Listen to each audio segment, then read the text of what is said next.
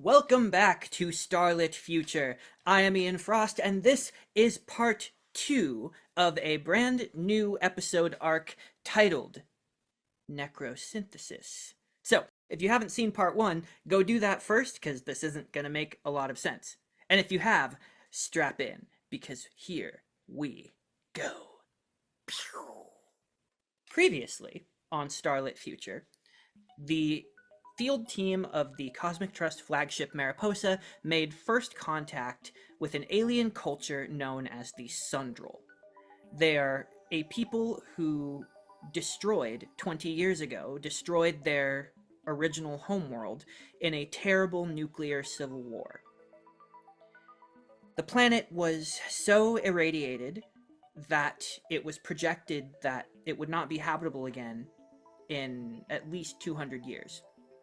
However, in the past 4 months or so, a strange radiation-drinking fungus began to rapidly proliferate all around the planet and was eating the radiation at an unprecedented rate, to the point where not only can people now set foot on the planet's surface in radiation suits, they project that the planet might be habitable again within a year. However, because of the ongoing mystery of why this happened, the Sundral were skeptical that it would be that easy.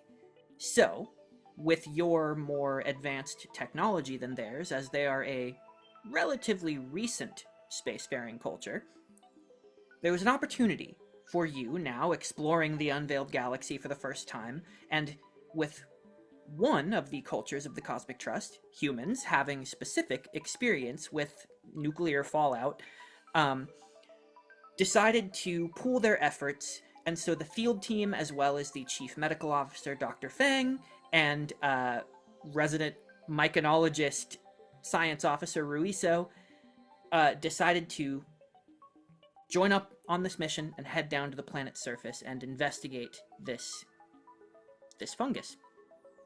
What they found in what had previously been the most irradiated bomb site on the planet is that it was now the least irradiated place. They found that through various the scanning situations, that the entire area was pretty much radiation free, but that something unknown had been absorbing the metabolized radiation and other nutrients from the mushrooms, drying them out completely, and leaving behind these strange crystals that actually bear a similar energy signature to that which is used to catalyze the warp drive on a starship.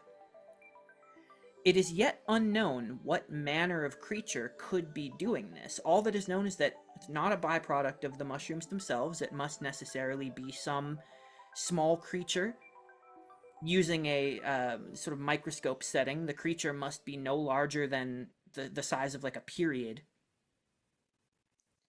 And then you all decided that it would make the most sense to go to an area that is least irradiated, where the mushroom growth is fresh, to try and catch whatever this process is in the act. However, Rudy began to experience a strange, clammy sensation, and his body began sweating uncontrollably. With a scan from Dr. Fang, realized that not only Rudy, but every organic member of the team, which is everyone but Dr. Fang and Constant Thoughtful Actions, is experiencing a very small but steady decrease in their body's moisture and the nutrients contained therein. Dr. Fang projected that if this rate were to continue, you could be drained of your body's moisture and perish in about 3 hours. When we left off, Dr. Fang contacted the captain to let him know that you are effectively quarantined on the planet for now while you investigate. And out the view screen, we can see the landing sequence begins. this great fault line that the Sundral referred to as the Great Fracture. Grand Canyon-like in scope, jagged but largely straight, stretching out for miles and miles in either direction. Untouched, seemingly, by radiation. There is like brown patches of grasses along the sides and maybe even in the canyon itself a little bit. No structures around. Clearly this place has some sort of religious significance to these people. And as you begin to land, you did take notice of this fresh fungal growth all around. So you land not too terribly far from the fracture itself.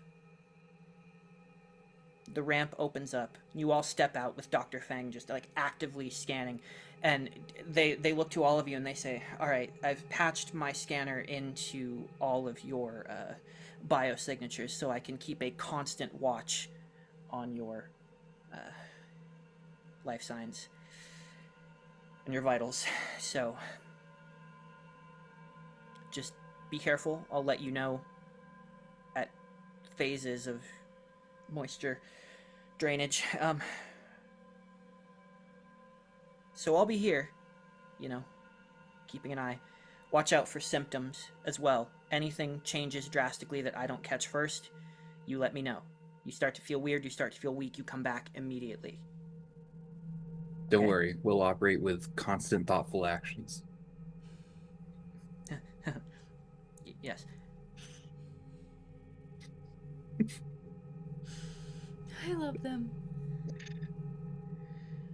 As the three Sundral step out, you see three very different reactions. The supposed leader of this expedition, the Sundral scientist, Dr. Norelios, first sits down in the dirt, crosses his legs, and just closes his eyes for a moment and breathes. Dr. Volan, the other scientist on the mission, but who seems to not be of necessarily as high a rank, does something similar but keeps her eyes open and just looks around somberly. But Kelzar, this religious leader slash, as you recall from your dossier, also the designated security person, covered in weapons, remains standing, strangely, showing the least religious fervor here, but is looking at all of this fungal growth with this look of absolute disgust.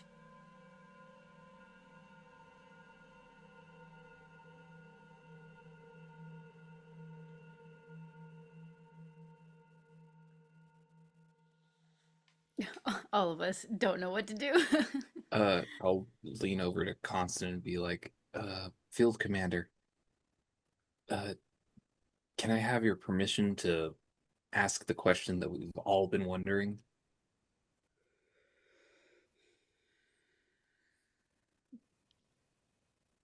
Give it a few more moments. Then yes.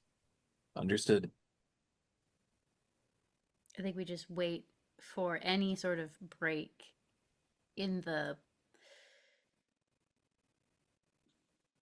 proceedings. Any sort of okay, they're done now. Mm-hmm. It's about 30 seconds. Mm-hmm. They'll stand back up. And here you see both of them very clearly gather around Kelzar, seeking comfort, but they all sort of find solace in being around each other. Kelzar puts a hand on both of their shoulders and begins to speak words that you don't understand, even with your translators. It is something that is clearly some kind of prayer to them. And then they all turn and walk back to you. Norelio says, "We are ready to begin conducting our investigation whenever you are." Before we get into this, Um, if you would be willing to share, I think it would behoove all of us to know what exactly this war was fought over.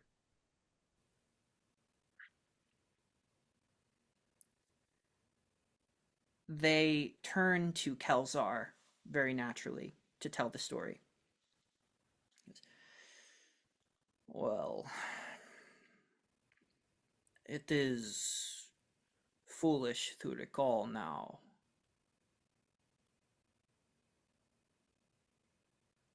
I would say because it is so fresh for us, but I imagine the time and distance from your own conflicts of this nature do not help ease the embarrassment of its blemish on your past.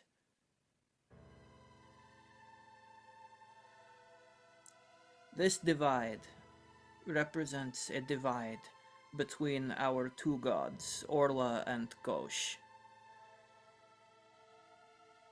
We believe that they are siblings. Together, they passed on to us one half of what we are.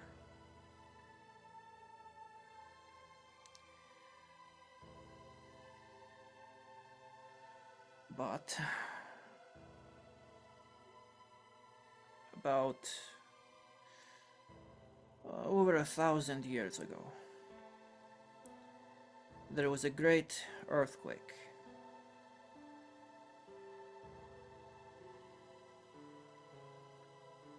This fault that represented their differences, it suddenly widened. Our people, we had crafted much of our belief, our way of life, around balancing these two halves of our being, the logical and emotional. They found a place to add spiritual. This trench contained that love in our differences, but when it suddenly widened,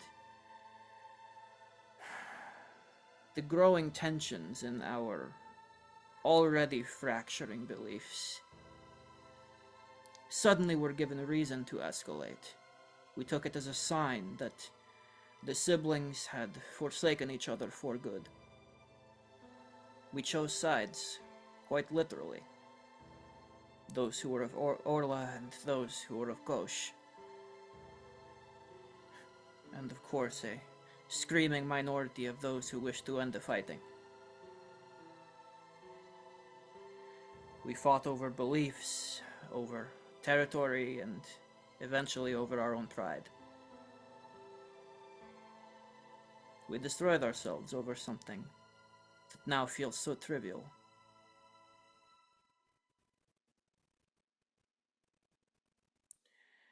It is our belief now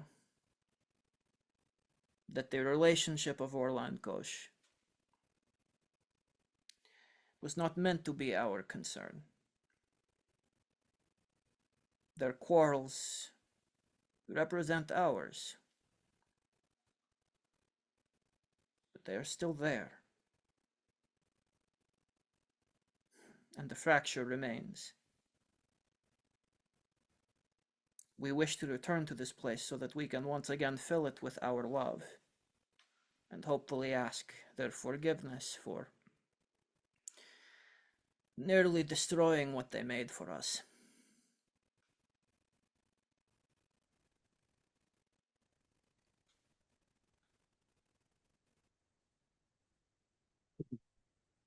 In my people's past, uh, a long time ago, um,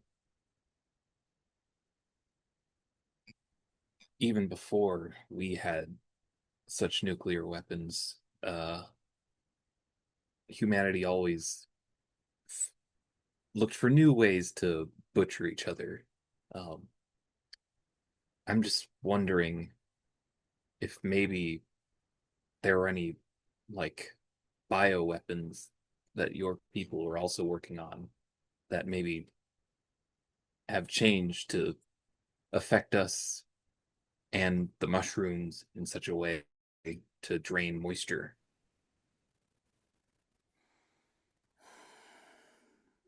I wish that the solution to this was so easy, but unfortunately, there are no records of such things.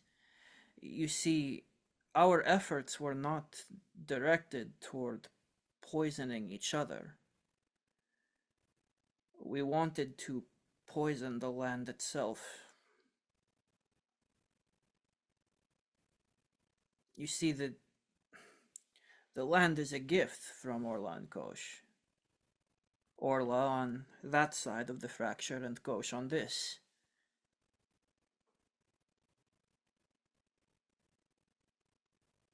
It was our goal to spit in the face of the gift of our perceived enemy god, to make it unlivable. Poisoning only each other, frankly, would never have occurred to us.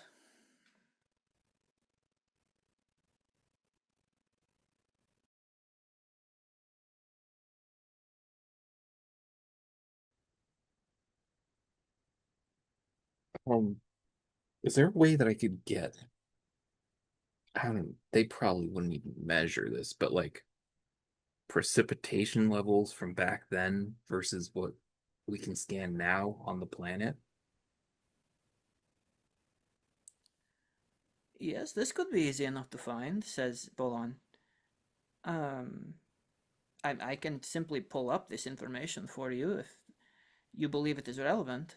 Yeah, maybe. Who knows? Yeah, you can start looking through that if you want to.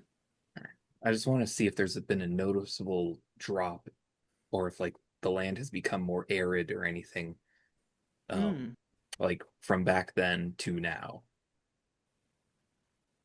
Hmm. Because if they're trying to destroy the land, not each other, just the land, then I don't know, some type of thing that would just turn their side of the place into like an arid desert. Mm-hmm. And then,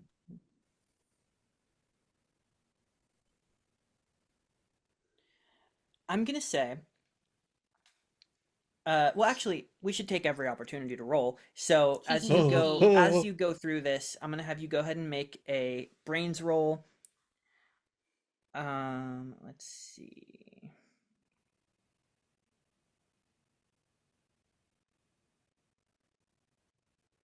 I think we can put your investigation on it if you want to, because you're searching through information trying to make a connection. I don't think it's not for this. It's to find out like how things work. Um, like Hmm. Oh, it's right, I see. It's mechanical mechanics. investigation, not Yeah. general investigation. Okay, fair enough. Could I get Ruizo's help for advantage on this? Because he's a Yeah, do you want to science. spend time looking through Yeah. it? So this is going to be, it's a DC 10 just to find the basic information of if this seems relevant to the situation or not. And every level above will allow you to do it faster now that you have kind of a ticking clock. All right. We gamble. Ooh. Ooh, that's even worse. I'll burn one star point to make it a 10. Mhm. So you are pouring through these records for about 20 minutes, but you feel confident that there is nothing in their history that indicates something like this. And even like looking at the science as well, that's why it takes you a while. Um, there's nothing topologically changing that the nuclear warfare doesn't account for.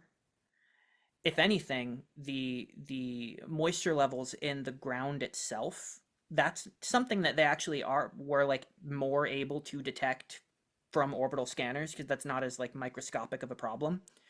Um, and they're seeing like the natural cycles of the planet are pretty much the same Um, and also, a big useful thing here is that like you're not seeing that moisture is being farmed from all of the land.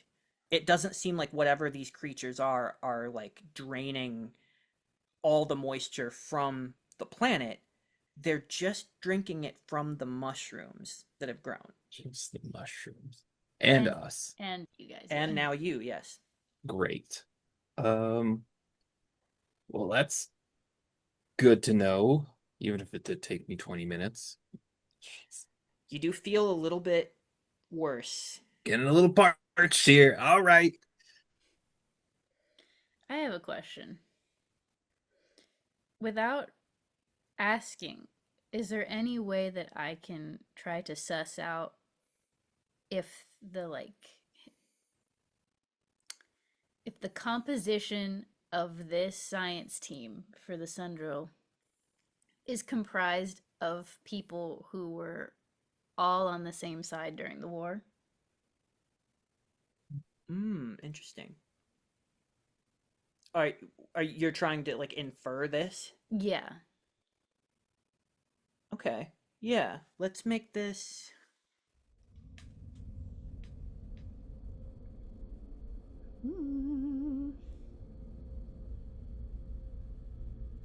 You were trying to infer something emotionally, empathically.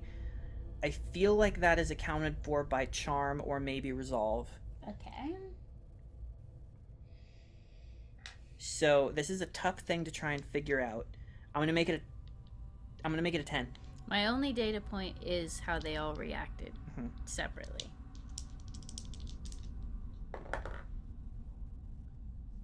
Okay. That's exactly a 10. Okay. What you can gather is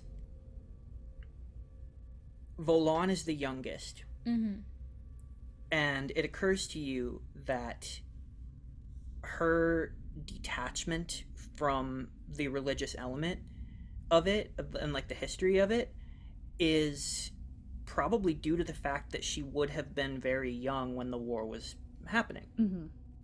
Her Like literal detachment. Right. Yeah. Her reaction to this is like reliving something traumatic from her childhood, but she never formed that much of a connection to a side of the conflict. Her relationship to the religion is the new forming like unified version of it. Got it. You know, so she sought him out for comfort, but didn't really like. But she just seems to have been responding weirdly to his like expressing like authority on the mission or like anything like that. Okay. Does that make sense? Yes. And then beyond that, it's difficult to tell where the other two's like loyalties were, because Kelzar is very clearly trying to build something new, and it stands to reason that it would be very important for him not to show any hint of if whatever previous like favoritism there would have been. Right. And other question, obviously there was only losers in this scenario, but was there a winning side? I guess I might have to just ask that, but like I get who lost harder. Who lost harder? Is there a side of the planet that has more craters in it? Well, this is...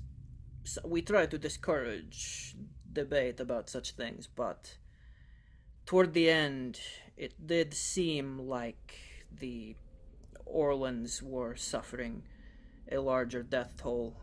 When Orla Square was bombed, this was truly devastating.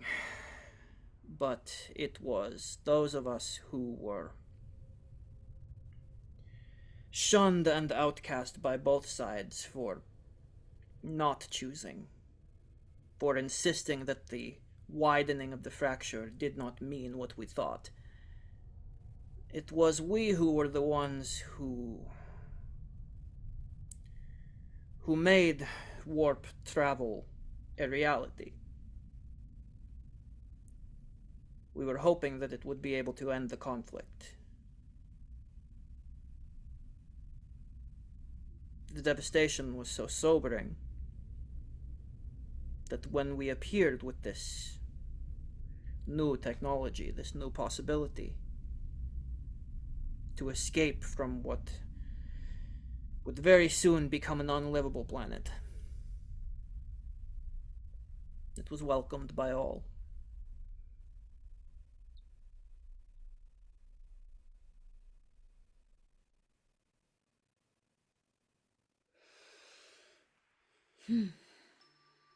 Thank you for answering our questions. Of course. Shall we Can get on? Can I check him real quick to see if he's telling the truth? Yeah. So I would say insight usually is resolve. All right. Like really getting into the nitty gritty of it. It's not that bad. That's an 8. I'll roll Oh, I 2. didn't say. I will also roll 2 also, just for the shits and the gigs.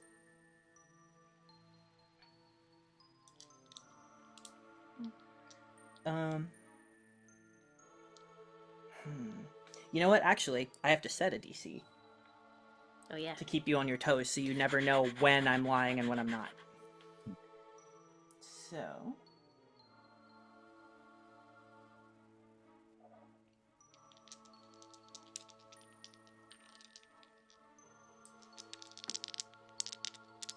Oh, Your Honor, Asteria's peeking. I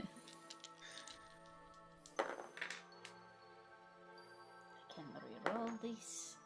That's 15 for me. 8. So. Both of you take a star point. Oh, fuck. Oh my god.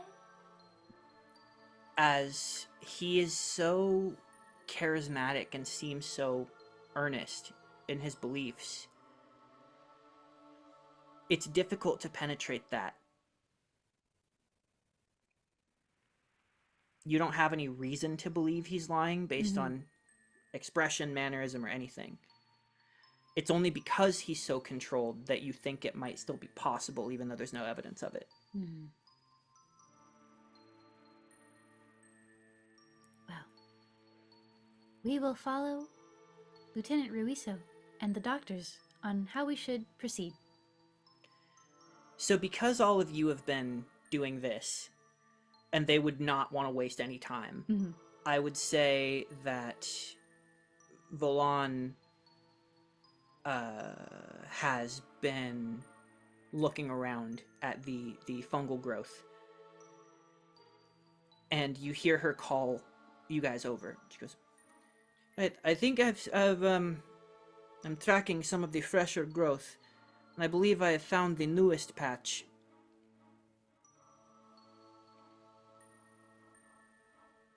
Excellent.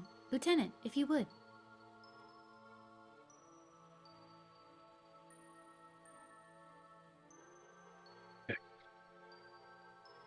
I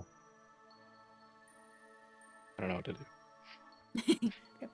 So the first thing that you just notice in general is that these mushrooms are spongy and porous and Okay. still clearly like Alive. moist. Yeah. Yeah. Okay, so I guess the first thing I would do then would just like flip my scanner to just the magnifying function and see if I can see either the marks that were on the like mushrooms that we found before in the crater, or if there are actual creatures that we can see. Sure. So, okay. You're going to see something no matter what. The question is, how much do you see? So it's a DC 10. Yeah. And every level above, you'll get insight and draw conclusions based on it. Okay. Is this brains or resolve? Brains, because you're just looking for. Okay. Yeah. Would you consider this biology? Yeah. Okay. I would say, I mean, technically too, you're looking at the mushrooms themselves. So if you wanted to call it myconology instead, or either one is fine. I would say biology is more relevant to if you're looking for a creature that is not the mushroom. Yeah. I mean that's fair. So in fairness, I'll do biology.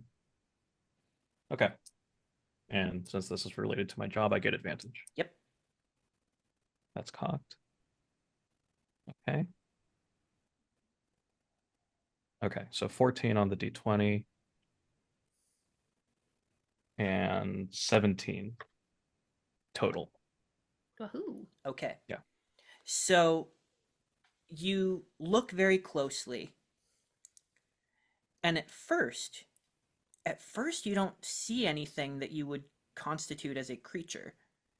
You just see like a close-up view of the pores of the mushroom, like a fully alive one. Mm-hmm. What you notice is you are tracking the beads of moisture as they are sort of pulled very slowly, almost unnaturally up. It looks like there are patches of dry spots that are forming, and like the biggest sort of wet, saturated spot catches your attention. And you look very closely at that, and then you see like the slightest bit of movement. And then you look closer and you magnify, and you see, almost like a trick of the light, perfectly camouflaged, a creature with transparent skin, multiple teeny chubby little arms. You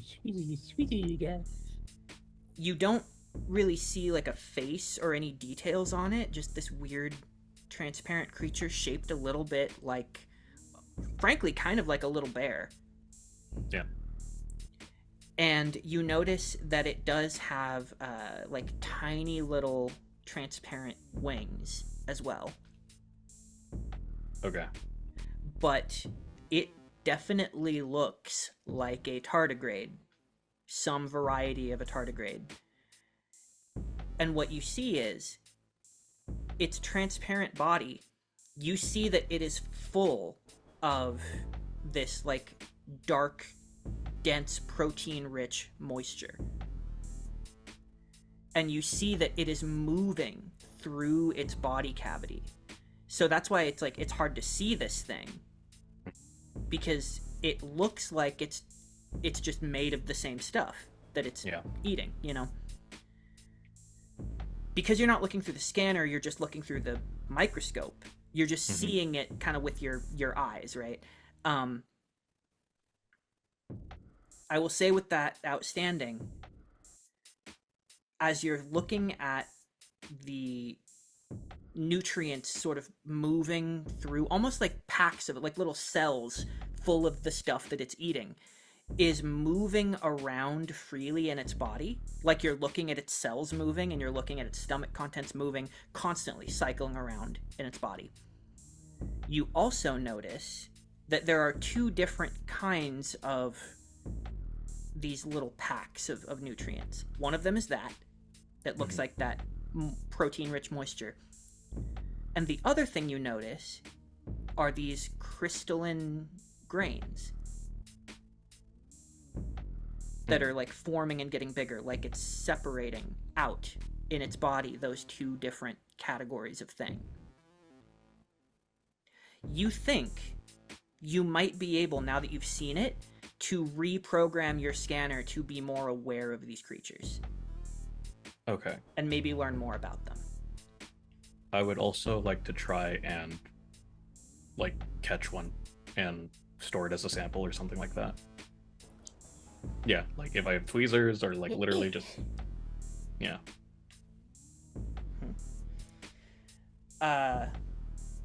Get in the vial. Literally, yeah. Is that the first thing that you're going to try to do? It is. Okay. Yeah. Go ahead and make me a brawn roll. Okay. That's a believe. D4. I believe. The D4. So the DC is going to be 3. Okay. I Do I shall roll? assist. I will hold Okay. the vial. All right. Listen, Yeah. just hit the 25%. It's that easy. I do get a 3. Okay. You go to pick up this creature, and you feel as you are picking it up, there's resistance. It's like clamped on with little claws Oh my god. into the fuck? mushroom. It's But that strong. you manage, yeah. But you Wow. manage to pull it out, and you see while you're still looking under this microscope while you do it, its claws are more hardened than the rest of its body, ever so slightly. And as you pick it up, it immediately begins to crystallize entirely. Not only do you watch before your very eyes as it literally poops out a little like pellet of this rock salt like crystal. As soon as it does so, you watch in real time as its body dries out and hardens until it becomes like a little rock that you're holding. Of the same substance as the crystal, or a No, different of thing? itself. Okay. Like it looks as though the proteins that it's carrying, not the radiation, but the proteins itself, are fortifying around its body. Mhm. And then like saturating it until it becomes more dense and hard and dries out. There is a chance, if you make me a biology roll, there is a chance, or anyone who is looking, like watching this process happen, there's a chance that you might know a frame of reference for what it's doing right now. Okay, I'll make that roll. Is brains, I'm assuming? Mm-hmm. Okay. And with advantage because it's related to my job. Yeah. Oh, that was almost a natural 20. Oh I'm my gonna- god. That was I'm Can you gonna star once point it? again call it, because you mentioned tardigrades earlier, I'm gonna reward you for that and call it a 10. Hey. Well, I got got a an 12. 8, so. Oh, I got an 11. 10. Yay! 12. With the frame of reference, star point. Oh, yes. With the frame of reference of tardigrade, you do recall that tardigrades do, like you thought of earlier, tardigrades do poop out little crystals. That is something that they do. You also know that tardigrades drink up moisture. You've never heard of them necessarily consuming radiation, but you do recall learning that certain varieties of tardigrade are able to enter what is called a Tun State, where they dry out their bodies and like lock in what is inside, and it has allowed them to survive high levels of radiation. So this, even historically, as far back in Earth's history as like even into the 21st century, maybe even the 20th, I'm not entirely sure about that, but there were tests that were done that showed that tardigrades in their Tun state actually can like survive on the hull of a spacecraft on the outside of it. They can survive in the vacuum of space That's in this right. state. Nice. When I said tardigrade earlier, that was just a pure spitball. I cannot believe. You sniped it immediately, Yeah. yes. So That's awesome. you conclude that this thing is eating radiation along with other nutrients, turning what radiation it doesn't take for itself to create its fortified Tun state, pooping out this crystal for some reason that you are not sure, and then as like a defense mechanism as you pick it up, is it trying to go into its Tun state. Mm-hmm. Yeah. I will put it in the vial that Constance is holding out for me, and then I will just kind of like hold it to the rest of the crew and say, I think we have found our culprit. Can you, Dr. Fang goes, can you modify the scanners to try and... Yes, I am doing so now, and I'll boop, boop, boop, do that. Okay. I will give you a choice. Yeah. That took about, I don't know, maybe 10 more minutes? Okay. So we're at 30 minutes. Mm-hmm. You all feel yourselves getting a little bit fatigued. everyone who is organic is going to take 1 minor injury level at the 30-minute mark. Oh my god. All right, sure. To reprogram the scanner completely to account for these creatures. If you do not roll for it, it will take you another 20 minutes. Or you can roll for it to try and do it faster, but you might fail. If I fail, does it default to the I will get it in 20 minutes, but it'll take 20 minutes? Yeah, if somebody helps you, yeah, it might even take even longer. Yeah. Okay. All right. Yeah, I mean, I'll roll for it. With Just my to try and do it computer faster. skill, Okay. I shall With assist. my computer skill, I shall assist. Cool. I'm not gonna roll this So, die. It hasn't been Brains giving me. with computers. Yeah. At advantage. DC 11. Okay. Every 5 above will get you even more time. Okay. Oh, that's good. That's already a 16 on the D20. Yes. Okay. 16, and then on the D4. Blows up. Oh. And 2. So what is that? 16, 22. 22. Yeah. Okay. So That's a full 10. that's 2 over. So meeting the DC was going to get it down to 10, and then 5 above was down to 5.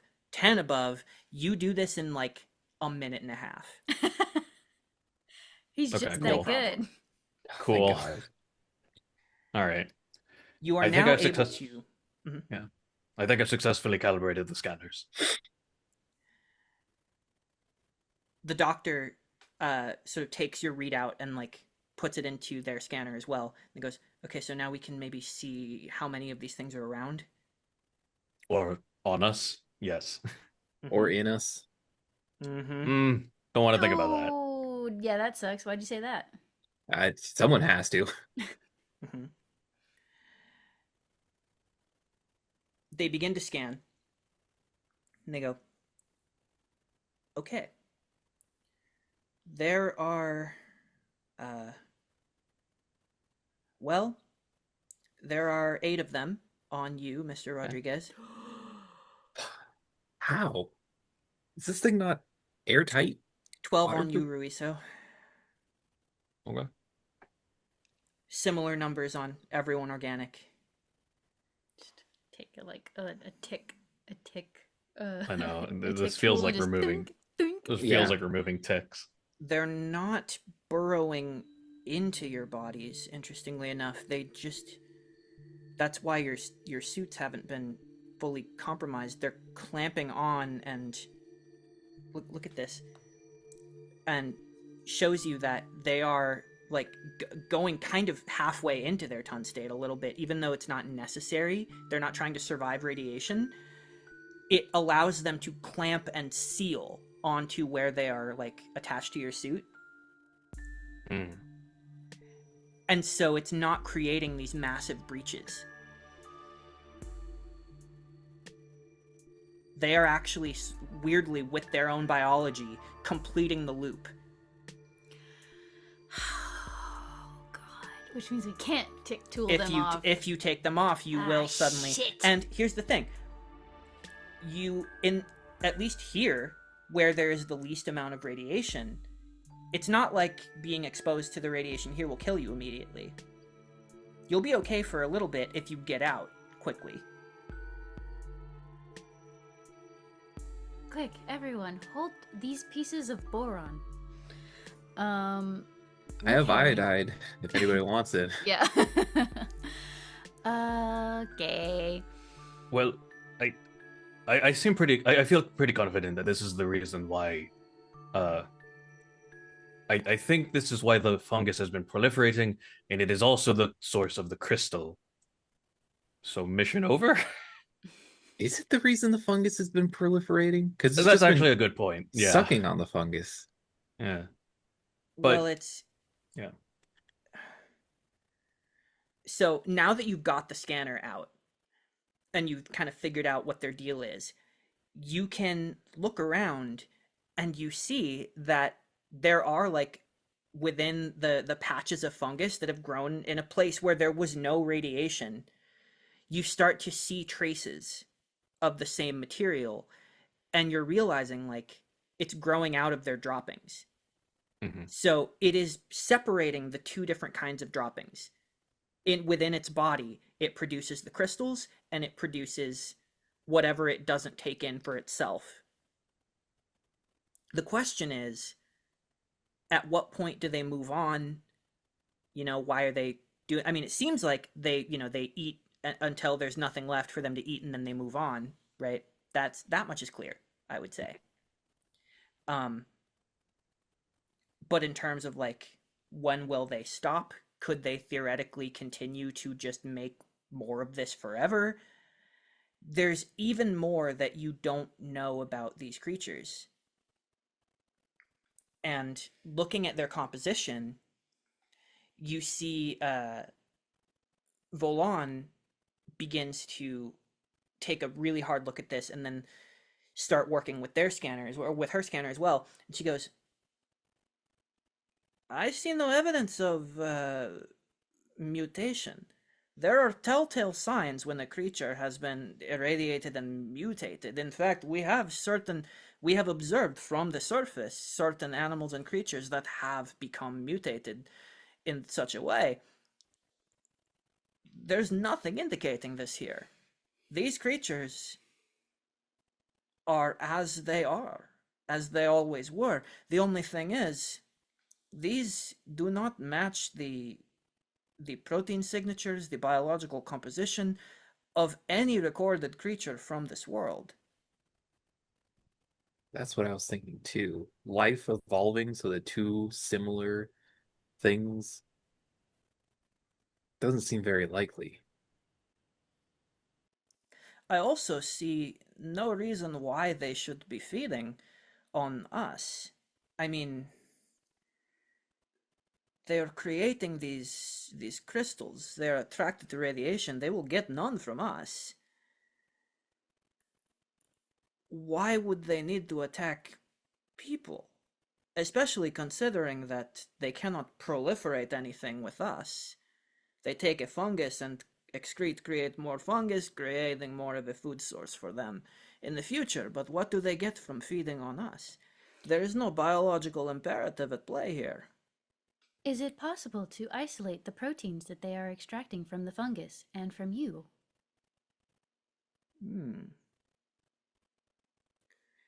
We could certainly try.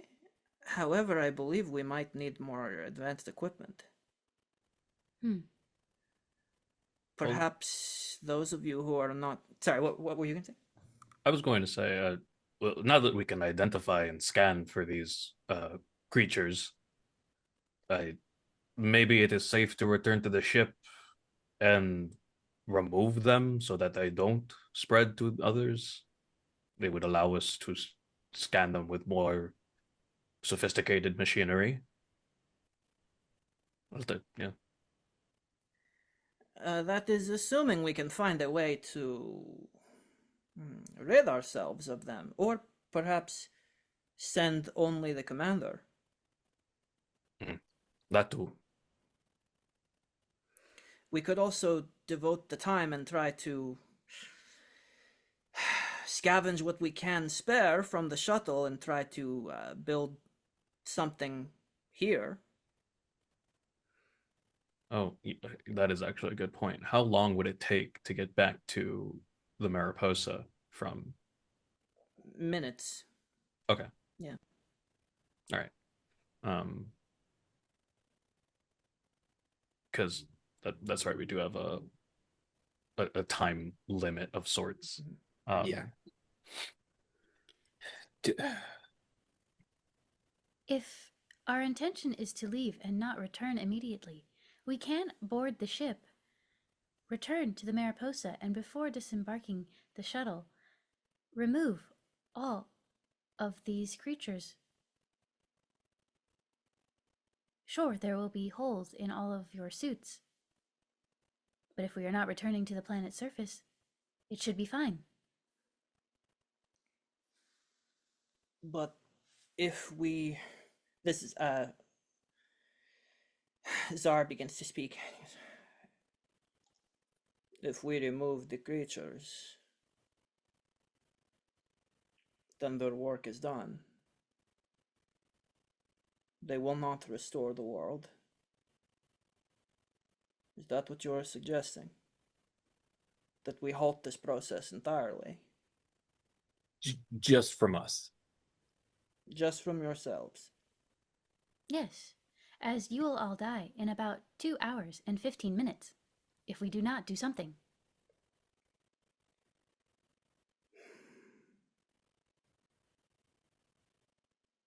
Perhaps you're right. Surely there are more of these tardigrade-like creatures on the planet. The doctor is scanning around now and being like, yeah, they're everywhere, yeah. But they're not... It's very strange. I mean, if they're on us, well, they're on you, sorry.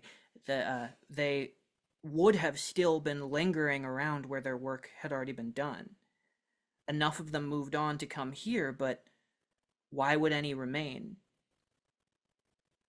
The ones that attacked you, they must have come from where we started, and the radiation was gone. I agree with Dr. Volan. There's something distinctly non-biological happening here. Animals, they behave predictably, right? They act on biological imperatives, not logical imperatives. They don't intuit things like we do, make connections, but these things were lying in wait and attacked you and are feeding on a food source that makes no sense. I have an idea. It's a bad idea, but it's an idea. I'll take I'll find one of the spots with one of these little friends on it, and I'll kind of like place it up against one of the fresher funguses. See if maybe it wants to hop off, get onto a new food source, since it might travel around on different animals. Interesting. You watch it for a moment, and it seems like once it's clamped onto something, it wants to just finish what it's doing. You notice. How long do you watch it for? I'll watch it for like a couple minutes. And 2 hours and you were 15 looking minutes. specifically So at, real. you're looking at one that seemed like it was almost done, right? Yeah. So you watch it for 5 minutes, and you watch it poop out some crystals, and then it moves on.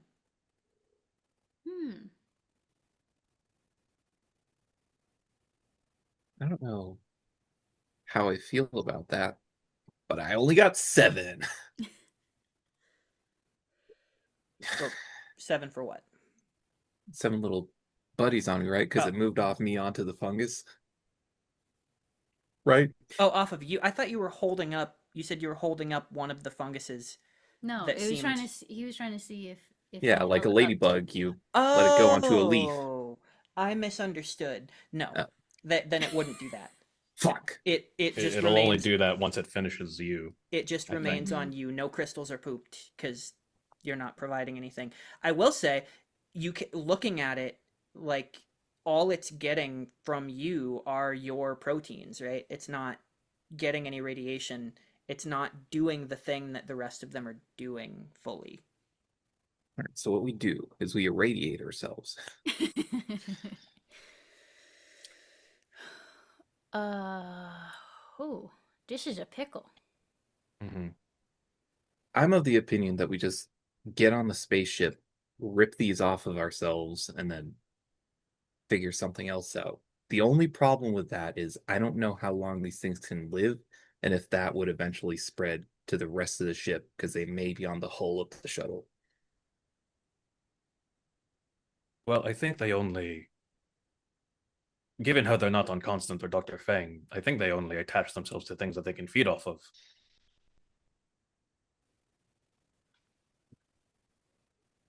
The other mystery is, where did they come from? That too. And why aren't they going?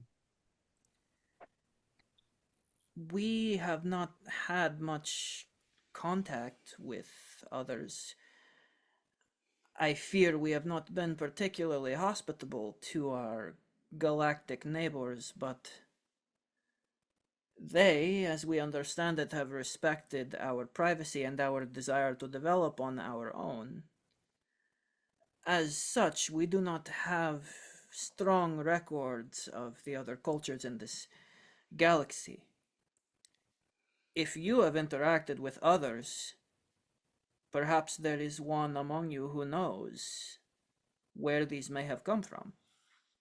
Beep, bop, boop, beep, beep, beep, beep. Hello, Symphony. Walk me through the process of that. Are you... That was a joke. Oh. That it was a joke saying what I think we could do. I see. I didn't know if that was you saying you were doing that. I don't think... Would I have the Symphony on speed dial? We must have what a way you to hit do them up. have is Like- a member of the symphony Mhm. who joined the crew when you were parked on Outpost 8. Oh my god. Oh my god, that's not... No way. There is a member of the symphony who has they don't naturally have names, but this one they decided that, like, yeah, maybe they haven't joined the Cosmic Trust necessarily, but they're your greatest allies here. They're the first people you met. When in Rome. And they wanted to have someone with you, if you accepted that, to help interpret some of their writings, and to just, like, be on the mission with you. So if you were of a mind to do so, you could try to get in contact with Octavius. That is the name that they have taken. Octavius. Because they don't normally have names. Yeah, let's get Octavius on the horn.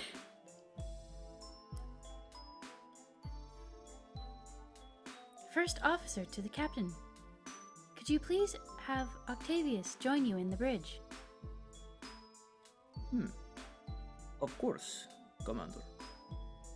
Is there something I should be aware of? Yes.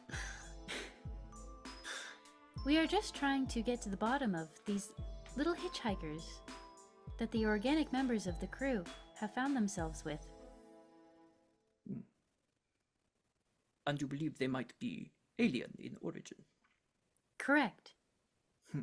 They do not appear to be native to this planet.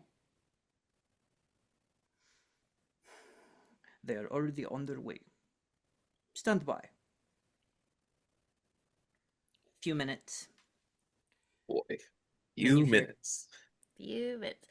Skin's getting real dry. Yeah, this is gonna be... That face mask will be killer. Commander, great joy and also concern for this interaction. How fare you? Myself and the doctor are perfectly fine. However, all the organic members of our crew are starting to look ashy.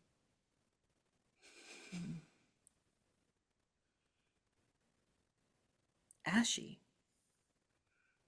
They are being drained of their moisture by a small tardigrade-like creature. There's a long beat of silence. We are wondering if you have ever heard of a small creature being native to a planet other than Sundral.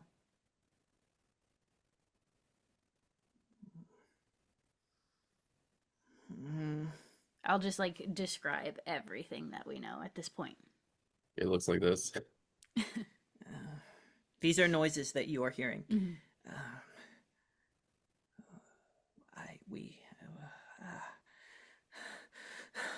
We cannot. Please elaborate. What do you mean?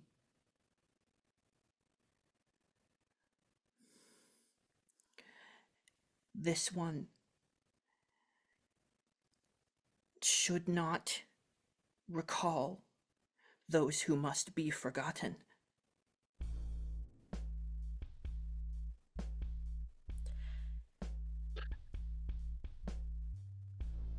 Please elaborate further.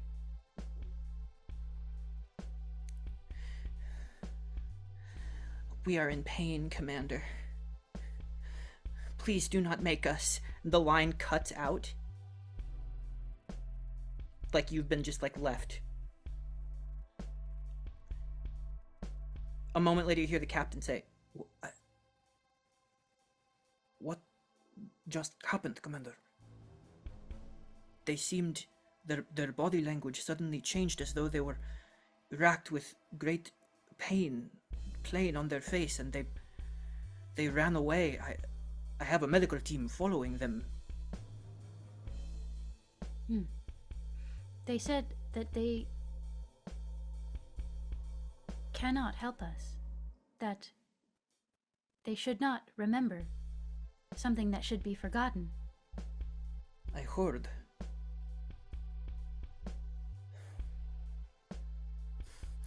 My people are down on the surface, suffering, dying. I do not accept this. Agreed. We must find a way to reach our friend Octavius.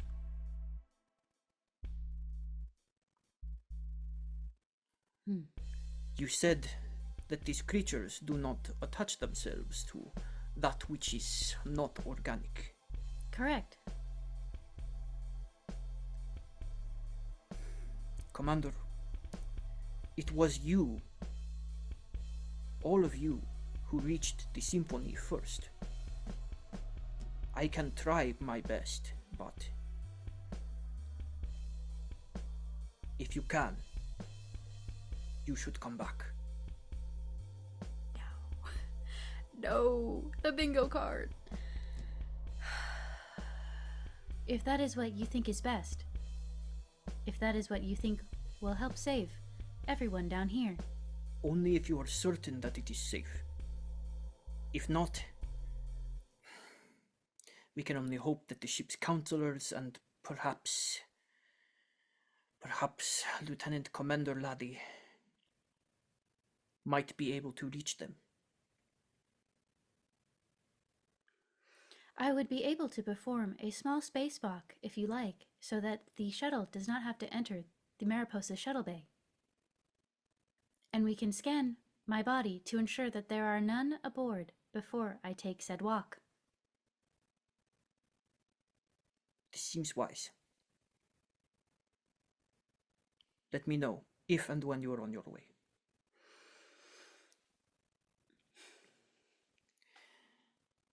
So, I will note that was not an order.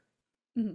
It is still at your discretion how you want to try and engage with this. And you have options. You can continue trying to learn more about these creatures. You can try to pull them off of yourself. You can pitch me specific things that you want to scan for that would make me lower DCs if you have hunches. What do the two of you think? As I would be leaving you as your commanding officer.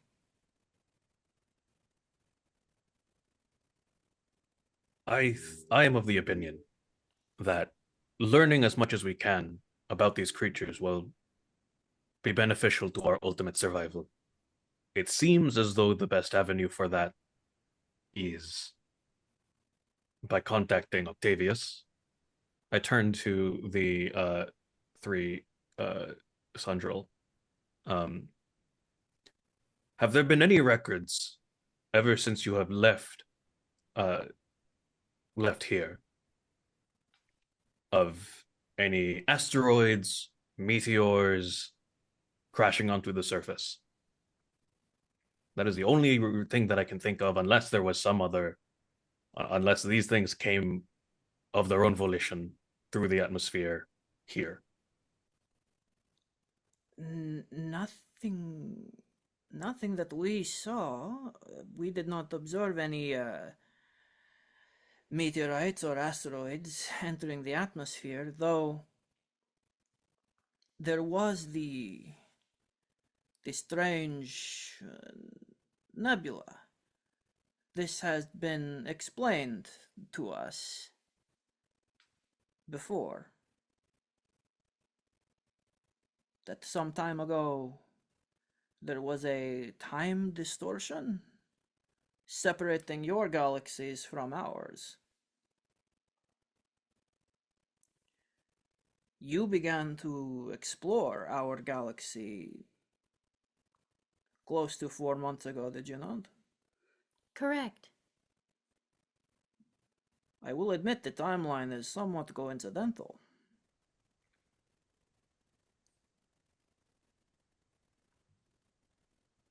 Yeah. Yeah. Yeah. Yeah. Well, in Uh, other news, who wants to pull on this tweezer? so,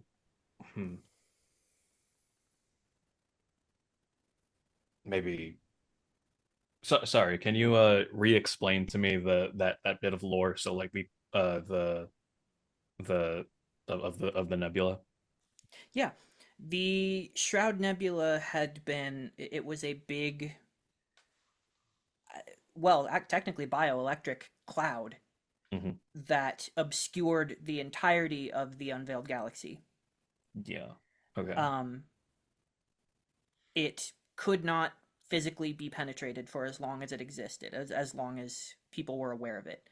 Um, the party's very first adventure, they learned that the cloud was a sentient being trying to understand its own nature and the nature of other living beings.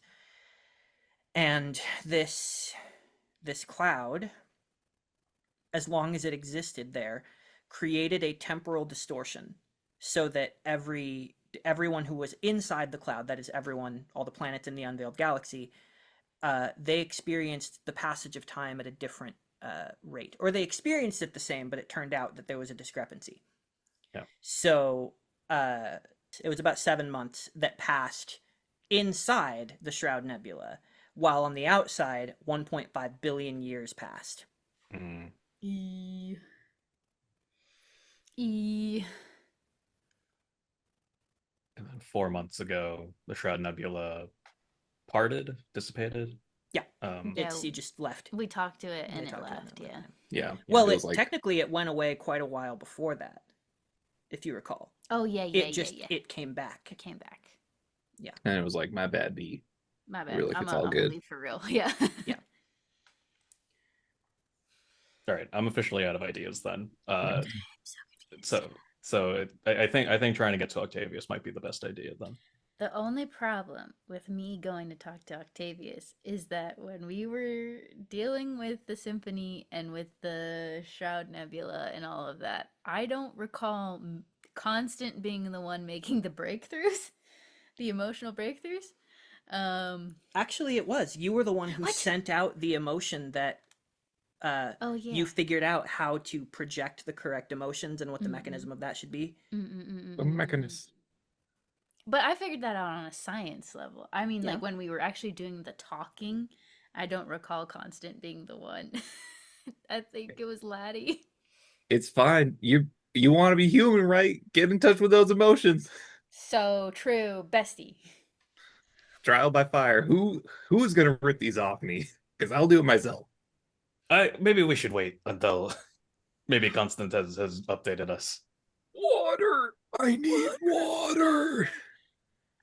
To be fair, if the two of you stay down here, it will allow you to do more research while I go and try to do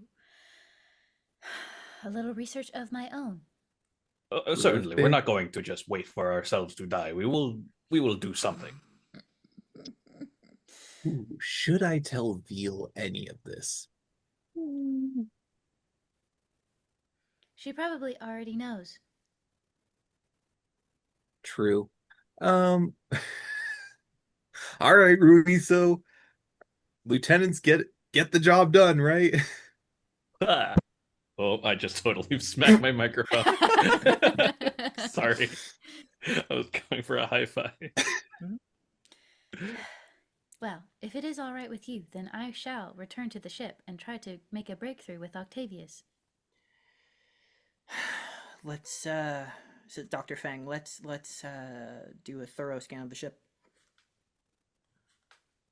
Rudy, as being the only actual member of the field team, you are technically in charge. However, I do not believe that there will be any problem with the two of you working together. Yeah. Rizo's a cool guy.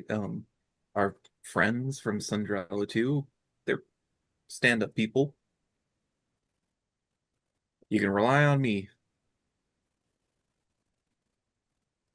Just come back within the allotted time. You know, I Yes, don't want please. Two Yeah. hours. I got 2 hours. Got it. Let's call it a cool hour and a Great. half. Great. All right, they're gonna make a brains roll, which is their best thing.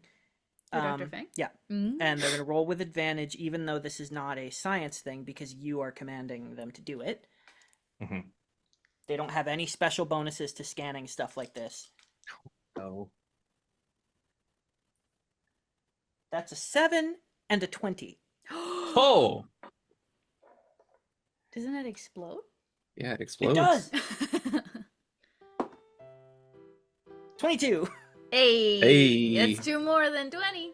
Yeah. That's so much. Okay, so you see what they do is they go, wait, why am I doing this? This is stupid. Wait a second. And they go into the shuttle, go into the shuttle's scanners, and then program in the specs, and then allow it to run a full diagnostic on itself. Hell yeah. Without having to like run the thing over it. And what you see is there are a couple of them hanging out on the hull, like sort of crawling around on it. With that incredible roll, the doctor fires up the shuttle, and the shields sort of come to life. And what you notice on the scanner is that they immediately enter their Tun state and fall off of the shuttle. Nice. As soon as the shields of the shuttle came in contact with them. And there's still none on me. Correct. Bravissimo. That is just a strange, unexpected thing, though. That they were, like, prodding around, and then the shields seemed to just make them leave. What are the shields made of? Energy. Energy, yeah. Energy, sure. Yeah. Blue. I'm so tempted to just like take one of the creatures that's on me and just kind of like hold it up to the shield. But if it were to fall off, then that'd be a gap in my suit. I mean, you could run up. We could just have do that. glue? Yeah. Super glue? I have tape. Oh, okay, sure, yeah.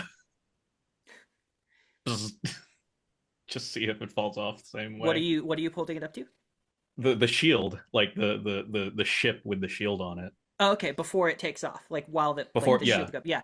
Yeah, I'm like, wait, Dr. Fang, I want to try one more thing. You hold one up to the shields. Yeah, like if I see one on my arm or something like that, or like if I scan one on my arm rather, I'm gonna hold it up to the hull shield. It immediately enters its Tun state, and like the shock goes through it, and then it hardens, and then like stays in place. So if it was one that was clamped on you, it stays clamped on you, but it becomes hardened and is like inert and not doing anything. Okay, so maybe you guys just rub yourselves on the ship. Listen, we've done weirder things. It'll clamp itself. It'll remain clamped, so we don't have the radiation worry. But it also won't be actively sapping our vitamins and proteins and whatnot. Yeah, even if it's just for a little while. Yeah. Okay. Yep. We'll do that.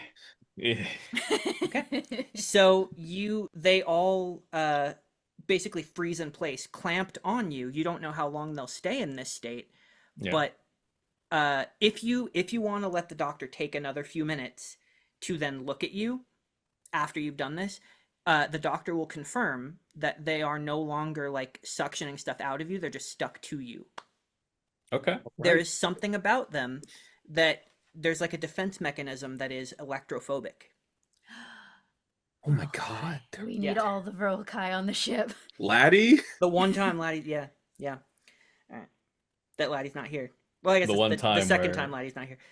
The one time where Laddie's grippers will actually like do something good. So real. So valid for that one. God. Okay. Well, I am less anxious about leaving the two of you now. Real quick, I think I will shoot Veal a short message being like, "Hey, bestie, so here's what's going on. I Don't may call her. not Don't die." call her You bestie. cannot, hey bestie, your You girlfriend. cannot call her bestie. Hey, I think what we Oofy. saw was your.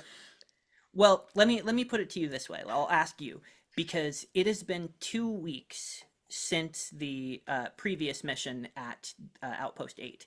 So, would this have been your first date? What we saw? Uh, no, because this would be like the third or fourth, because he set up the first date after the thingamajig. So And it was even that more awkward reason. still. Oh, Oh, damn! yum. Listen, Veal knows how Rudy talks. But yeah, he'll be like, "So, Veal, we have these funny little bear guys on us that are sapping us of all our moisture. Um, I'm Yeah, gonna the be on the whole ship planet. knows. Oh, okay, cool. Uh, yeah, we managed to stop them from doing that for a little bit by rubbing ourselves on the shuttle shield. Um, Ruiso and me are gonna be on the planet with the people from Cinderella 2. Uh, do you know if the ship's gonna move? If we can keep in contact or anything, or Yeah, of course. There's no interference with communications where no, but like if we're you full guys need to stop. go and find the rest of Symphony or something, because Octavio's kind of Oh, running loose. no. Well, Octavius is in the med bay under a little bit of sedation. Oh, Uh, it takes sedation? I didn't know that.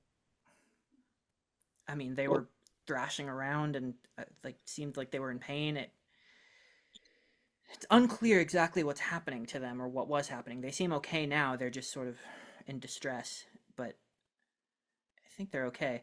In any case, we have the whole ship is working out trying to like find ways to help you guys, but we're lacking information. Do you have scans of these things? You want to send them to Oh yeah, Oh we should yeah. probably do that. oh Yeah, yeah, yeah, yeah, yeah. yeah, yeah. I thought that Send I'm that gonna shit keep it right to real. I Tun thought that Do you want Fang to already like? did that. Here you Do go. you want to take the vial of the singular? We should really come up with the name of these guys. Uh, Little guys, little bears. The guys. little guys. They're just little The guys. little. I don't know. I cooked when I came up with Symphony, but I ain't got nothing on me right now. Um, yeah, cool. We nearly have bingo, so I'm gonna try and find an intact warhead. Talk to you soon. your priorities are and it clicks off. Oh. Okay. So, are you going by Nearly have bingo. yourself? Yes. Okay. So you take Dr. Fang has to stay, not only to Mhm. pilot the ship, but also keep an eye on these guys. So it takes you a few minutes, but you head back to the ship, confident you didn't bring any hitchhikers with you. Everything's going to be fine, I say to the both of you before I leave. We should be telling you that we're the ones that are in. Yeah, Like, we should be reassuring you. yeah, we're chilling. I think I think Arisa's entered kind of like this Zen state where it's like, if I die, I die. The threat of mortality has caused a calm effect rather than a panicked effect. That's why we're on the field team, dog.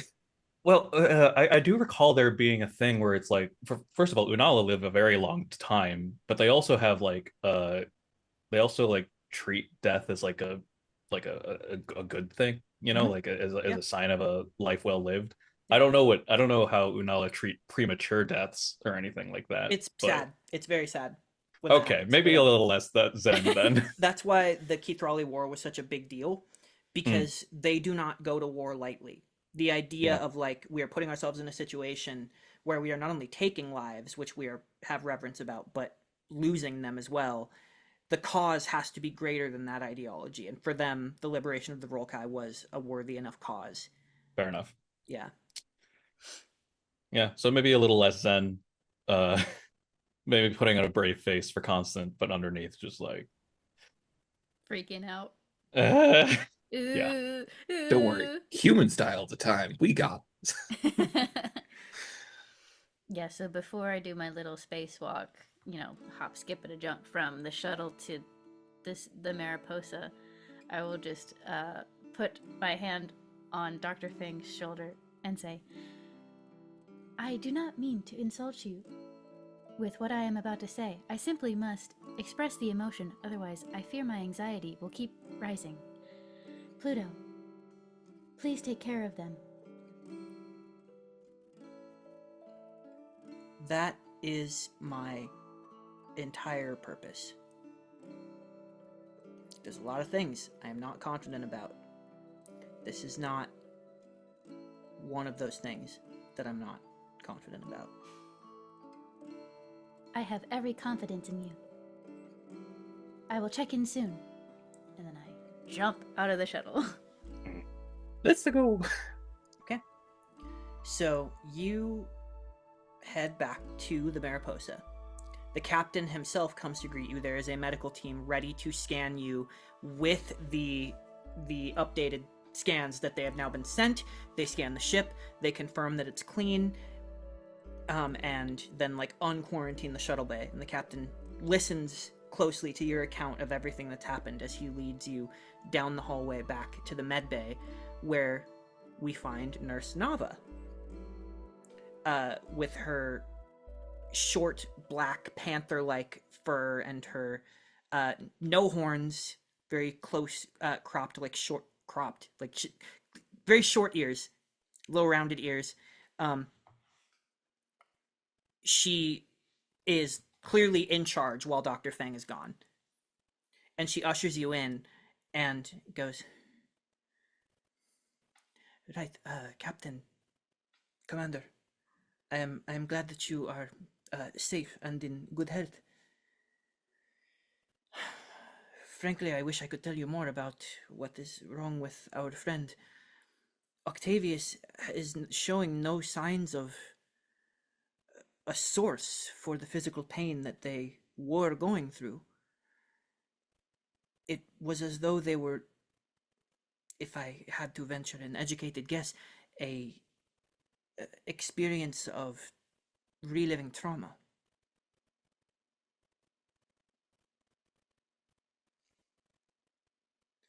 But their physiology is unique, and their experience of time is, as you know, even more unique.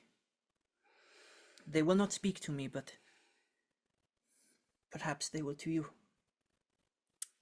We made a, not portable, but we made a separate console to plug into the ship to send out the messages for Symphony.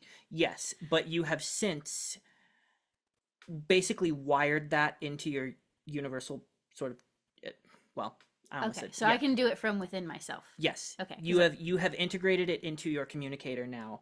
It is members of the symphony that have to have their apparatus to be able to communicate with you. Mm. But yours is now integrated. I think I would have requested that someone retrieve Octavius's apparatus. Yeah. Well, they're wearing it. They're always wearing it. Okay, got it.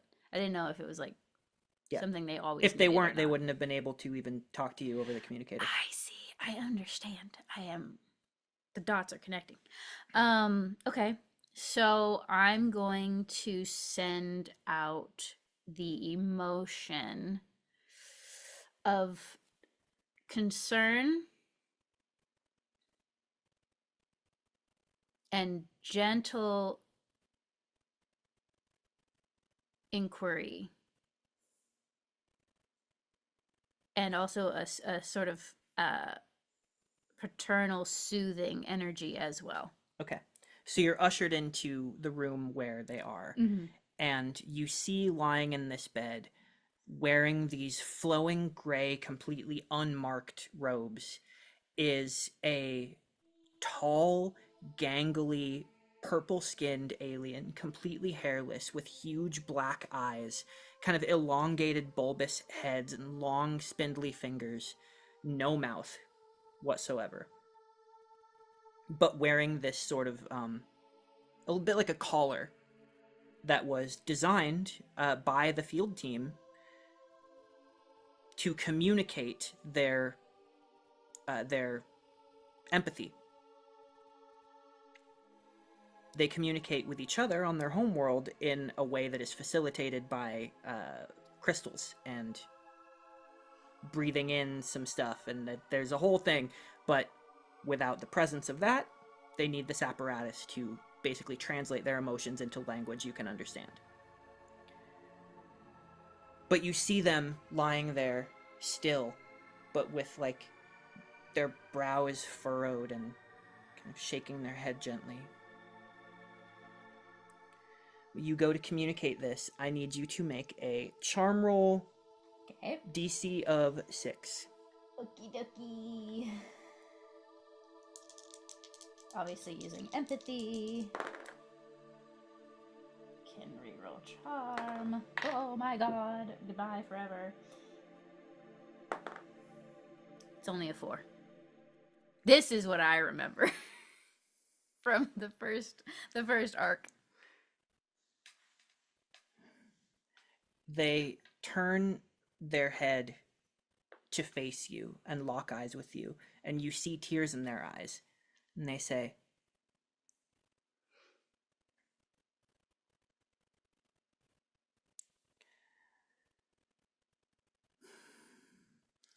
"We do not wish to remember. We must not. I fear I cannot help it now. I am remembering.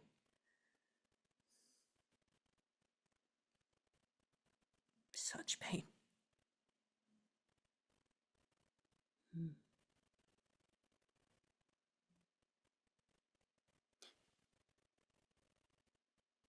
Are they able to make you feel emotion? Not without the crystals. That was something you can maybe ask for one. But that was something that when you went onto their ship, Mm-hmm. You breathed in their atmosphere, and it was that you touched the crystal. Yeah.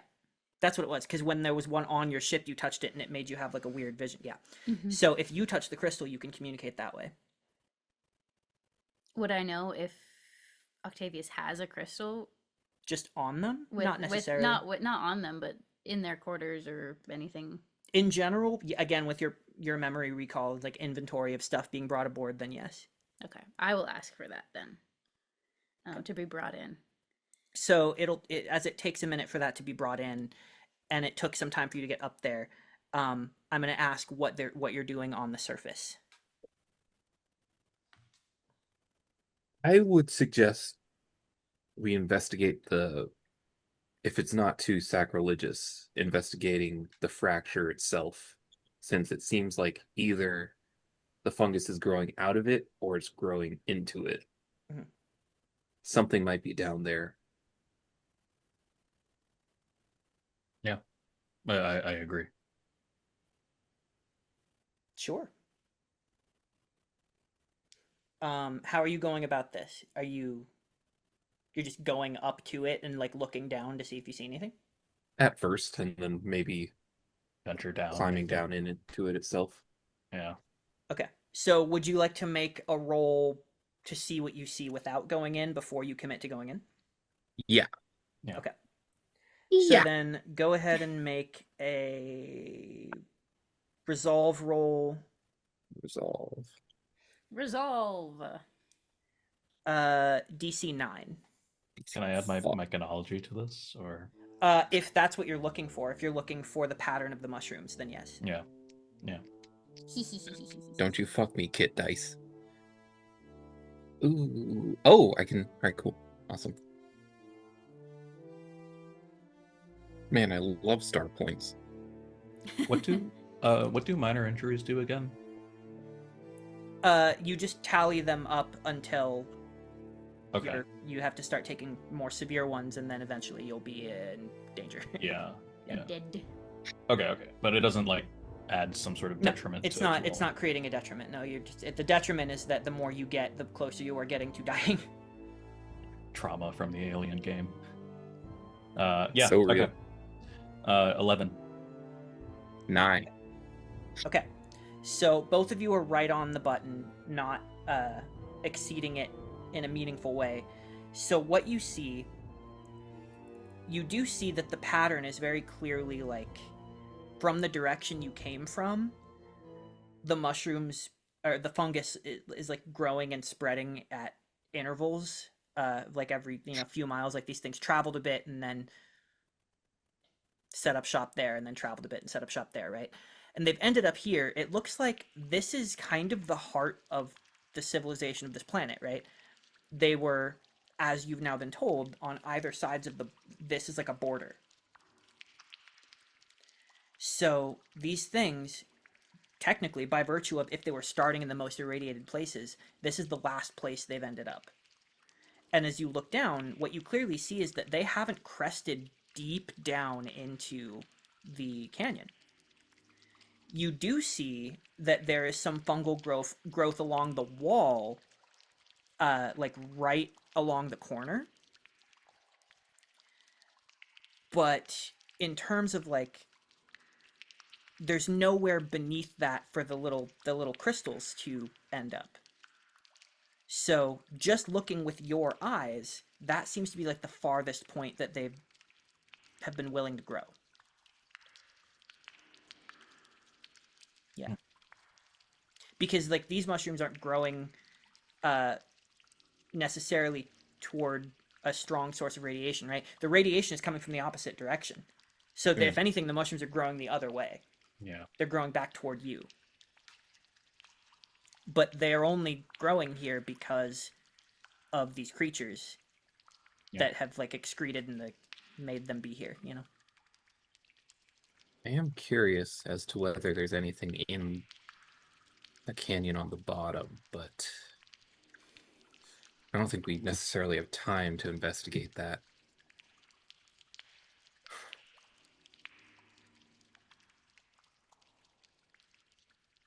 I have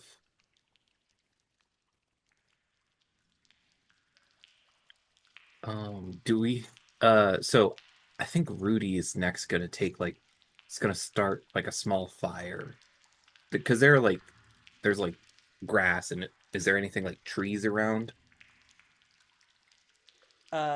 Trees.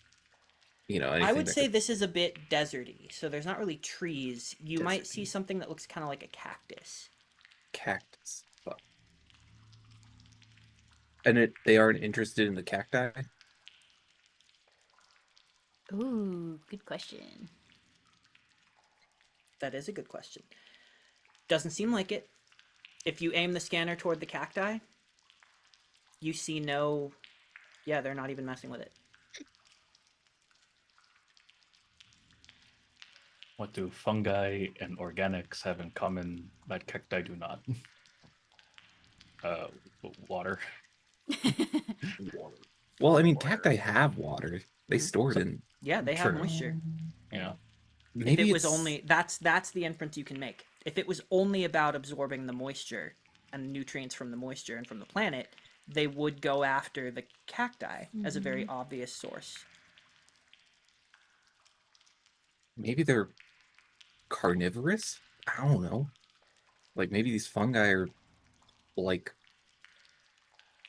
enough to be counted as like meat. a person. Yeah. Yeah. I don't know. I don't know what mushrooms are.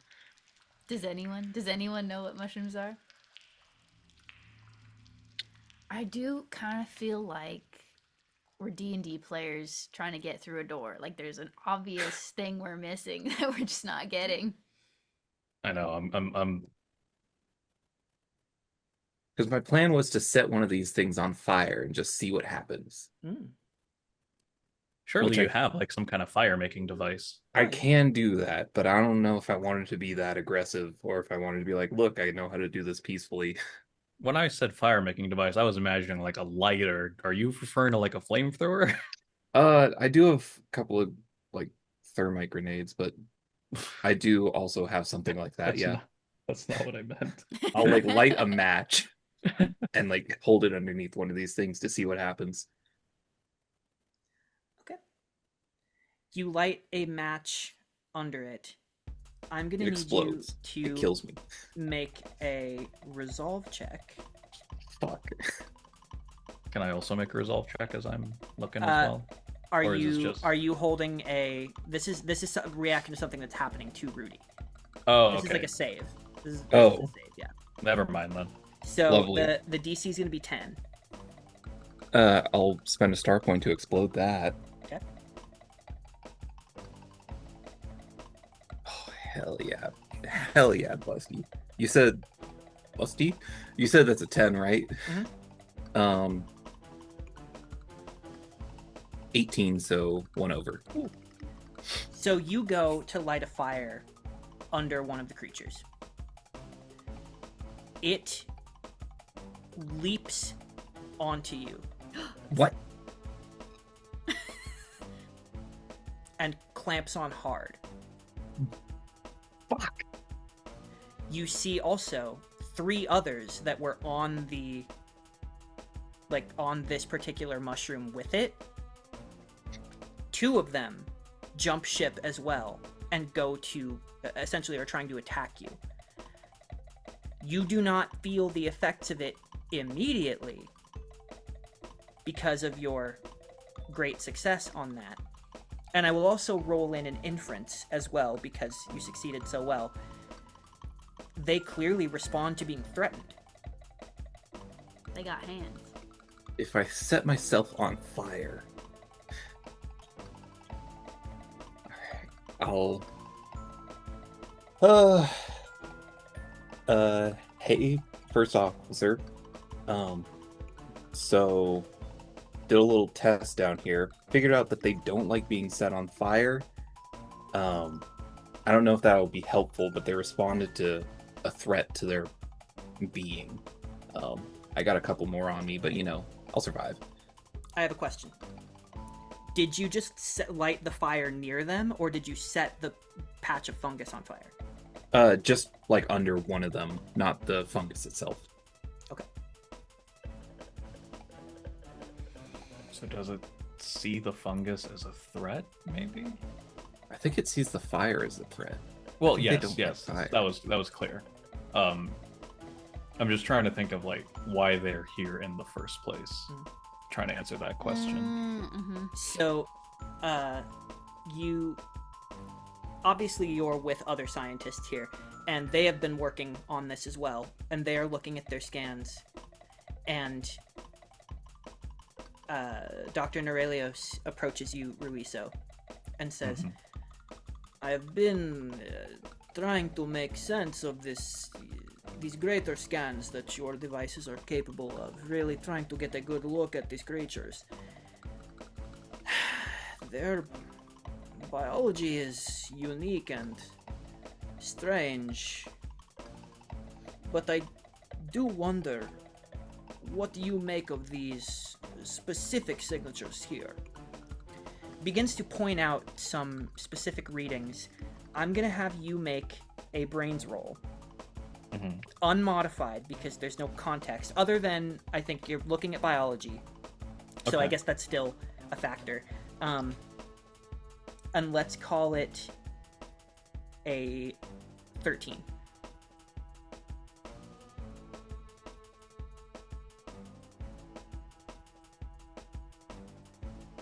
I believe. Explodes. Let's go. Okay. 24. You are looking at this readout, and you're starting to see a comparison between multiple others, right? There is no difference in their size, in their growth, in any sort of hormone they might have. They are all completely identical except for the whatever volume of substance they've ingested at the time that you're scanning them, right? They're all perfectly identical. That paired with the fact that they're acting against a biological imperative by also attacking people. Now you've seen that they're attacking people when they feel threatened.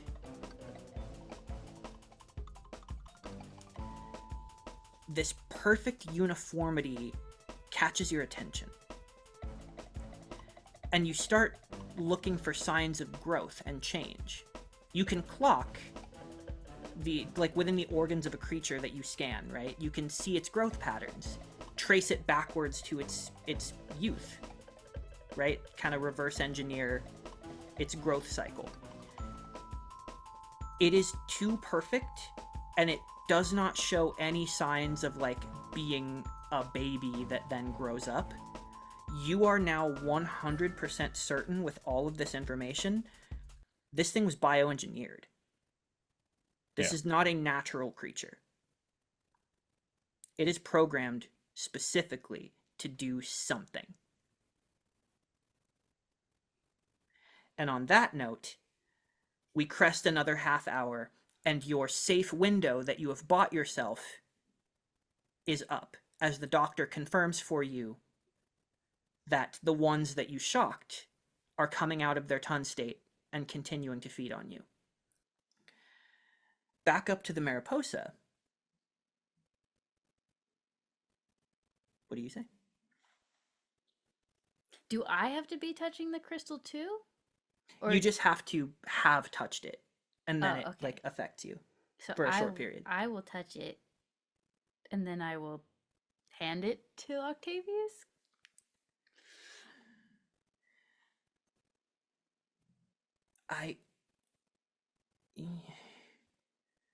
You should not feel what I experience now.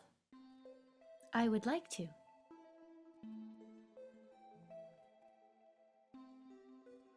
Octavius, please understand. I must know what these creatures are and how to deal with them. If experiencing firsthand the pain that they have caused is what it takes, I am willing to do that for my crew. Commander, you are good and kind. I will do this for you, but I ask you to remember.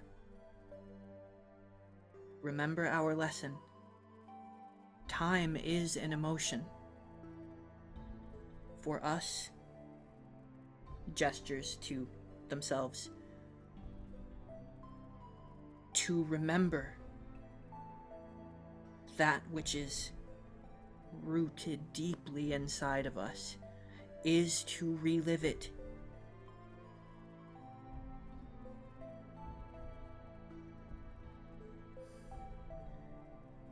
You will be hurt by what you see and feel.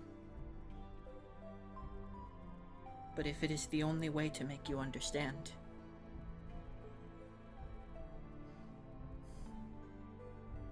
we will remember.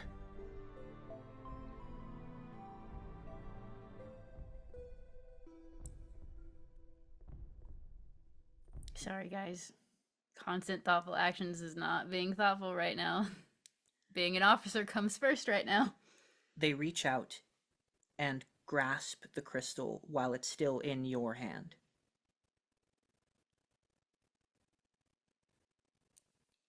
And you, if you could gasp, you would. Instead, you just feel an electric shock. Anyone seeing from the outside would see the molecules of your body explode into droplets that splatter all across the sides within your helmet. And you suddenly feel yourself disembodied, feeling terror and panic like that of a child. Incredible loss shared between you and several others, infinite others, in a way that you can't even fully process as yourself. But you're not yourself. These emotions are not yours, and you can barely understand that, and that's the last thing you understand as yourself before you feel the loss of so much that you love.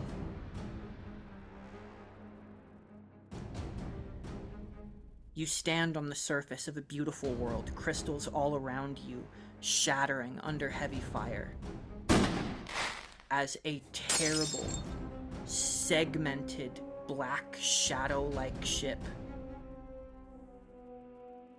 blocks out the sun,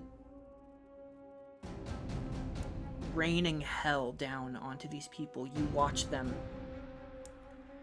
reduced to atoms, but not completely, perfectly incinerated. You see pulses on the horizon and ripples, and a terrible mushroom cloud. And you feel yourself say, why do this? Why do this? You have such technology at your disposal. Your ships are so great and powerful, and yet such a barbaric weapon, meant to leave remains. And then you feel your mind thrown somewhere else, like a tennis ball batted in an instant across time and space to another time and another place, where you are watching on a screen from the familiar interior hull of the Symphony's cylindrical shaped ships. And you watch this image of a planet's surface that you don't recognize. And you see black mold all across the surface, growing out of the bodies of an alien you also don't recognize. You see almost like the shell of a crustacean-like being, huge and immense, hulking, half incinerated, like their bodies caved in from the force of some kind of blast. But you see this like armored sort of crustacean-like powerful being just in a state of shock and death, with this fungus growing out of it.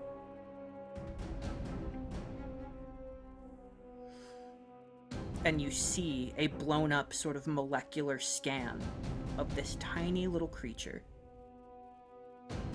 feeding off and producing these small crystals.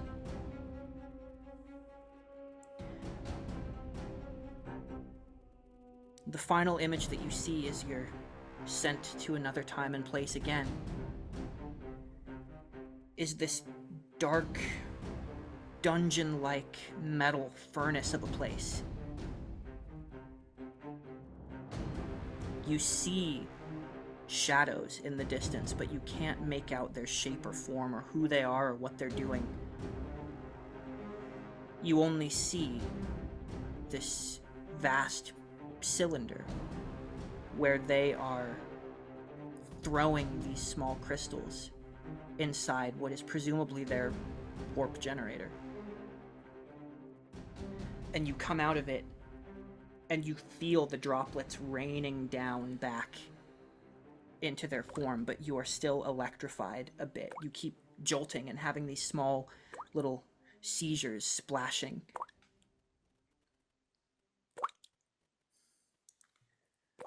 Do you understand?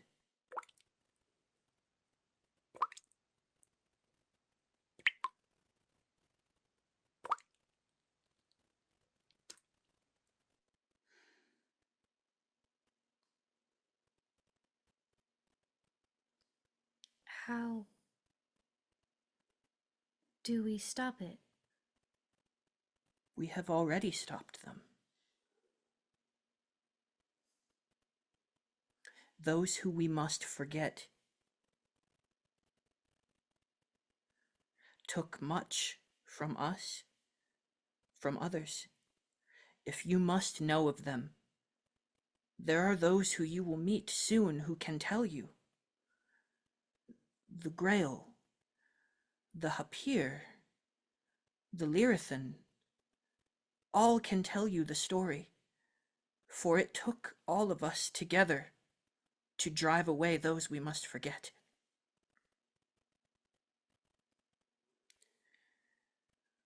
But this creature that now terrorizes your friends, they made it. They would destroy civilizations, watch as decay created growth, and then they would send them, these creatures,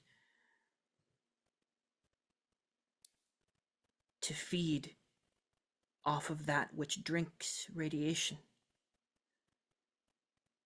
and process and produce their fuel. They used our death for their locomotion. But for there to still be these creatures, it makes no sense. We destroyed. We won. We won. We won. We know we did.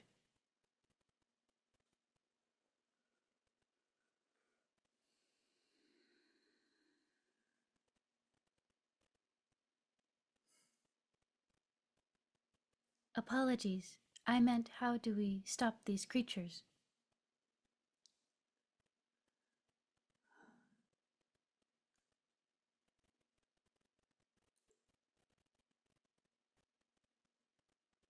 Overload. Overfeed. Quickly. Before they can. They reach up and make this compression gesture with their hands before they can adapt.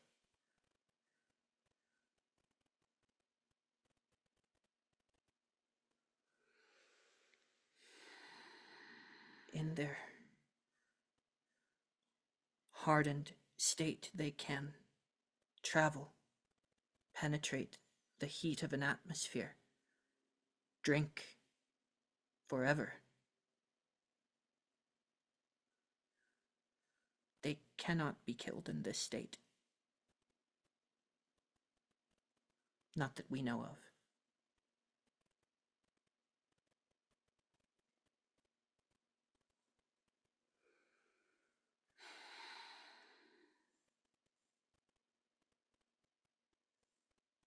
Thank you, Octavius. I know that was not easy, and there still may be more questions we will need you to answer. But I will take this information and relay it to those on the surface and to Tufti to see if we can figure something out.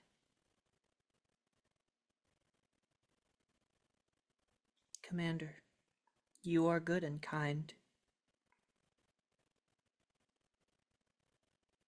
There are others you will meet who can tell you of these things.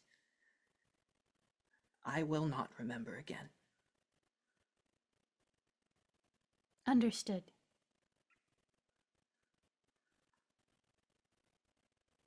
Please, for now, rest.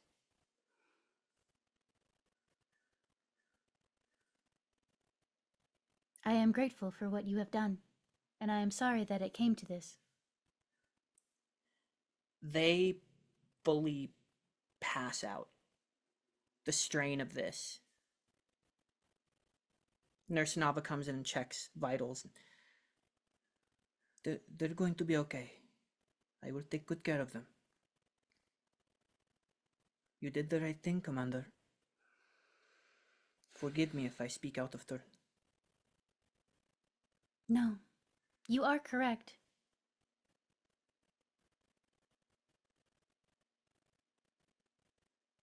I just cannot pay attention to the part of me that regrets it right now. Well, then let me tend to it. First officer, to the bridge. Okay. Is that you communicating with the bridge or saying you're going there? Both. Okay. Walking and talking. Okay. Actually, no. Yes. Yes, going to the bridge and talking along the way. I was considering going just straight to the science division, but I'll go to the bridge. Did you get what you need, Commander? I believe so. What can we do to help?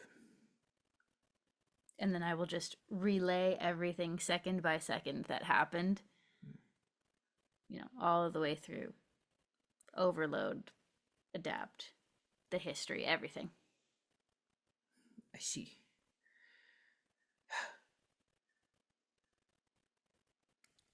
Ba-ding! To Rudy. Go for Rodriguez. Mr. Rodriguez, we have, I believe, the information that you need. Well, that's good because they decided to wake up, so we had to hug the shield again.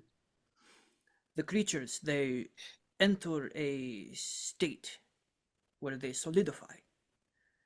It is our understanding they cannot be killed in this state. However, if you overfeed them, overload them, you can perhaps end them.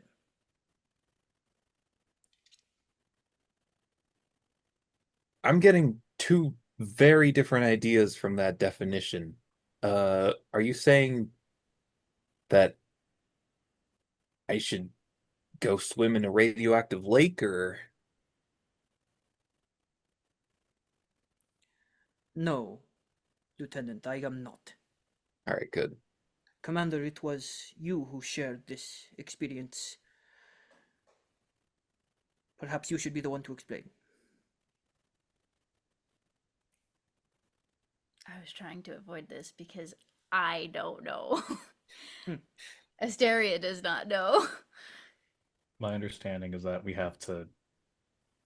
has to overfeed it, but I'm also like, what can we give it to overfeed on? Exactly. The only other idea I have is shooting a stun blast at us at the highest setting and hoping. The Do we just have like extra warp fuel that we could? So, do you suggest that out loud?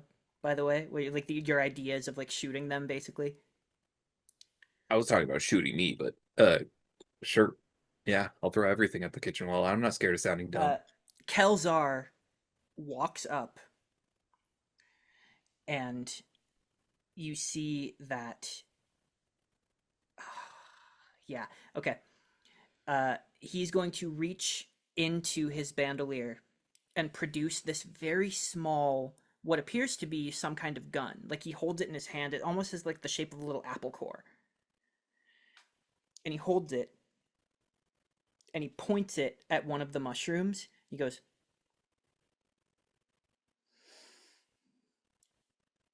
"Everyone aim your scanners here. That one catching the light." Wait, one bridge, we're trying something. And fires a concentrated beam straight at this mushroom. And it vaporizes on contact. Looking through the microscope, you watch as all of these creatures, these tardigrade-like creatures, they take in that concentrated beam of radiation very quickly and then explode. They pop.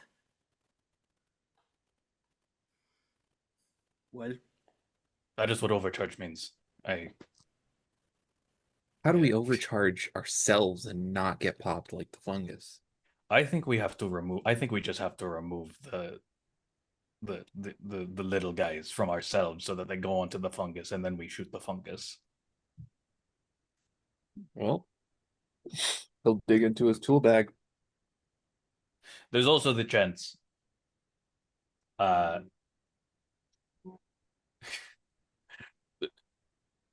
if we irradiate ourselves such that it overcharges the little guys, the radiation won't stay in us, it'll stay in the little guys. Now he's thinking like a field team member. Let's find that radioactive lake. You are at this point both going to take your second Sure. minor injury level. That's You are fine. feeling it, and you are seeing too, like everyone here except the doctor is rapidly worsening, and you see the doctor's trying to like pump everyone with electrolytes as best as possible, but only has a limited supply of stuff. but everyone is like sweating and coughing. Your eyes are starting to get a little blurry. Well, we're starting to feel it a little bit. So, if we quickly hit it with enough radiation, they seem to just pop. Um, I don't know how to get that kind of radiation in us and then fast enough so that they couldn't adapt. But we Perhaps if have, we find a warhead. if we find a warhead, that could do it. It would cook the hell out of us, but you know, I've always wanted to grow a third ear. Do you have any kind of electromagnetic pulse? We could shock them first, render them inert, and then wait.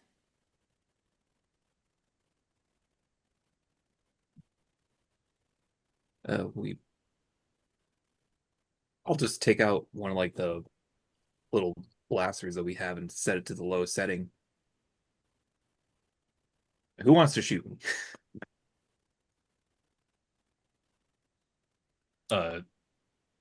Risa will just kind of like offer himself, I suppose. No, you shoot me. No, you shoot me. It's No, your no. gun. Well, then Doctor said goes, you're why is anyone shooting anyone? just electromagnetic pulse. You heard what he said. There is also the option to just remove the little guys from us and move them elsewhere. We'll get a little bit of radiation, but I suppose the alternative would be getting a lot of radiation. I suppose if you're going to shoot each other, it's best that the doctor is present.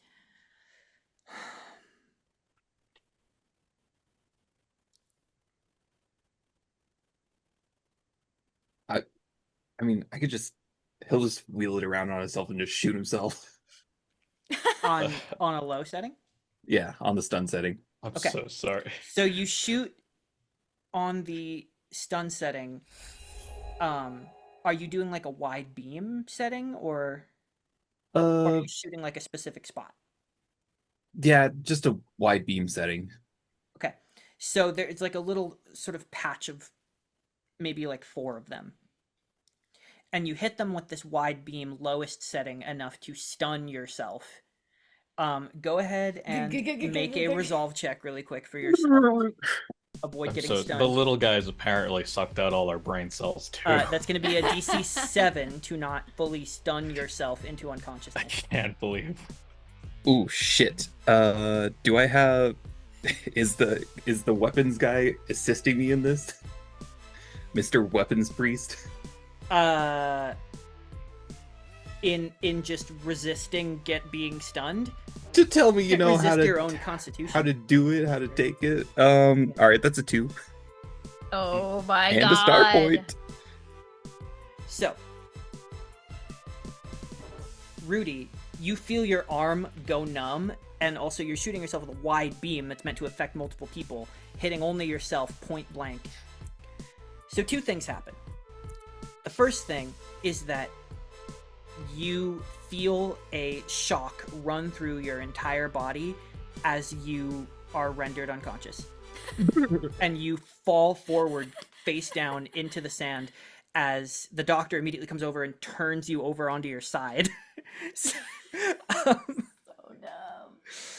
But the second thing, anyone looking through a scanner, so Ruiso, you see that those 4 that were shot at, they go into their Tun State immediately. They're not killed because they were just electrified, but the electricity does make them go into their state that is easier to pull off because they can't fight you. Okay. I'm going to go with my plan and just remove them and put them on the fungus. So I'm just going to go get some tweezers and just kind of pick them off of first Rudy and then me, and then I'll encourage the others to do the same. So everyone begins doing this, and it takes a little bit of time as you all feel yourselves like worsening and worsening as you are meticulously pulling these things off of your body. God, we are getting cooked. So, you are going to take your final minor injury level around that 30-minute mark. Unless, actually, let me see. The doctor's going to try to revive you. He just lets you be unconscious for 30 minutes. So fair, Fang bestie. Okay. So after about 10 minutes, you are like, your eyes kind of flutter open, and your shoulder is like sore and numb. Like, oh, what happened? Look, and the doctor holds right in front of your face a readout that shows that there are none on your body anymore. Oh, hell yeah.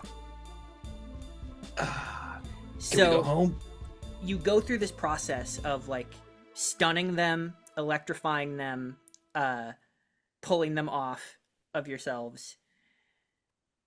And once you gather all of the ones that were on you there, all three of, actually, well, no, not all three of them. What you would see is Kelzar hands a gun to both of his fellows. Goes,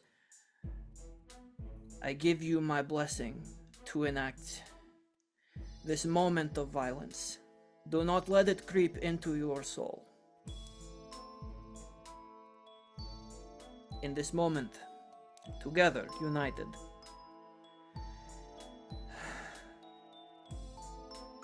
Orla, Gosh, guide our hands in this.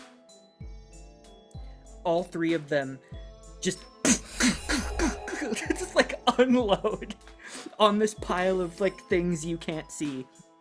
And they go, perhaps it is best that we leave this place now. Yeah. Agreed. We don't need to fill out the bingo card. Let's go. You pile into the shuttle and take off. The Sundrel do not speak the entire ride. Dr. Feng is still poring over the research. And when you arrive, I imagine Constant and Nurse Nava, an entire team of scientists and medical officers, put the shuttle under quarantine, aggressively scan everything. And then, once everything is clear, the captain himself enters. Big hugs for everybody, by the way, Feng included. Oh. Well, that was as harrowing as I imagined. The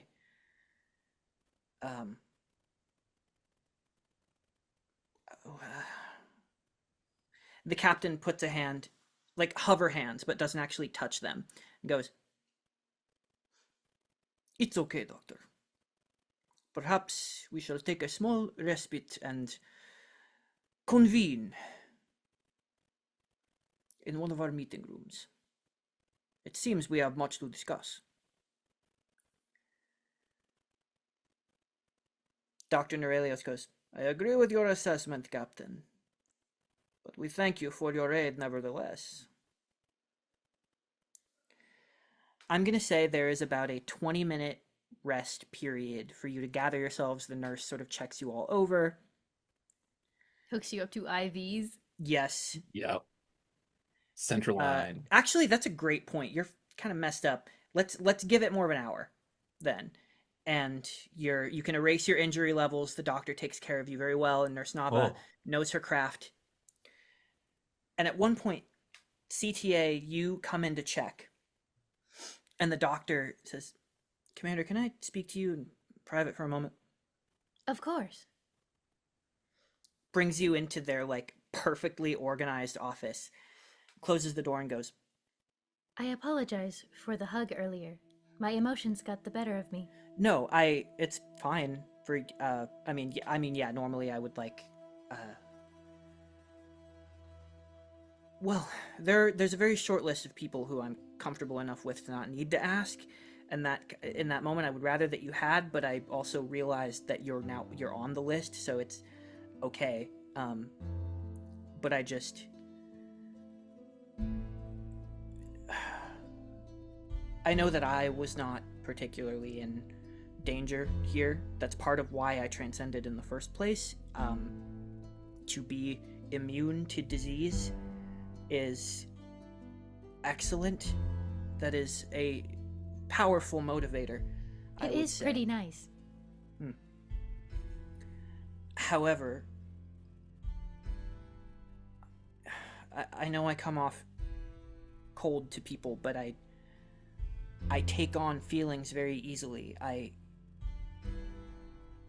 can't say I feel what my patients feel, but their pain isn't easy, and exposing myself to it makes me feel human. It's necessary. I would like to formally redact my log. I don't know if you've listened to it yet, but I said very unprofessionally that I do not like field missions. I would like that stricken from the record, and I know that has to go through you, so if you don't, I understand. I just think I would like to not have said that. It was important for me to have done this. Of course. Consider it gone. What part of the log? All of it, maybe? Oh. Or just, well, I just said it at the end, but I'd rather make a clean one. It's gonna sound like it's been edited, and that's not...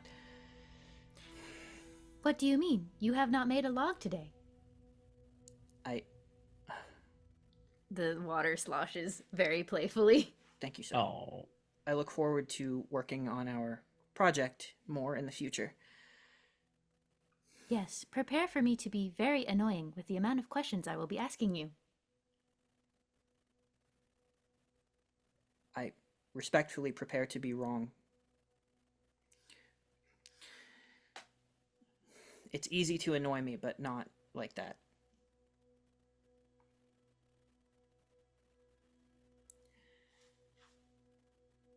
Rudy and Ruiso, as you're recovering in this 1 hour window, is there anything that you would like to do? Anyone you'd like to talk to?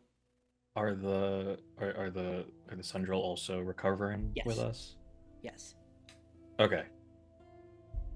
So here's what's going through the Ruiso's mind. These things were bioengineered, and it's clear to Ruiso that they were bioengineered for the crystal that can be used as a fuel source. Mm-hmm. And it's also clear that it did not come from this planet natively. Yes. And so my question that I will ask, I guess the Kelzar. Mm-hmm. Do you have a record of who proverbially shot first? You mean in our war? Yes. Or do you mean in the war of the others in this galaxy that we begun to learn about? I suppose both. Well, one answer first and then the second. In our war,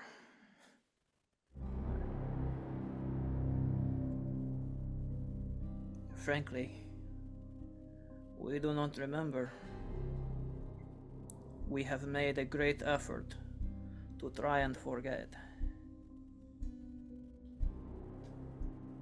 But it falls to me to keep these things so that others do not have to.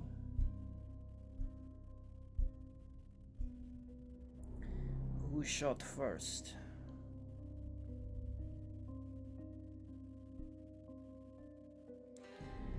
The first shots came from politicians' acts of discrimination that were ignored and then perpetuated. The first shots were not shots at all, but they did just as much damage.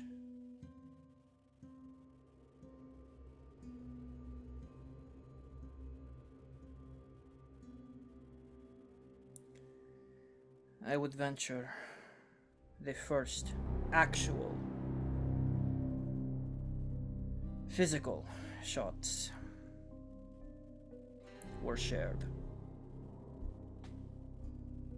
And could this be extrapolated to mean that the transition to nuclear warfare was also a sort of mutually assured destruction? It had been brewing for some time. If one side had not, the other surely would have. We were all ready for it. Or we told ourselves we were. That was the Orlands first, technically. But it does not matter. For the Kosh's fingers were on the button. I do not mean to cast blame. This is not my intention. I was simply wondering, well, I think in one way or another, your planet has been used as a breeding ground by someone else to profit off of in one way or another. I was simply wondering if the war was a part of that, or if it was simply them taking advantage of an unfortunate circumstance.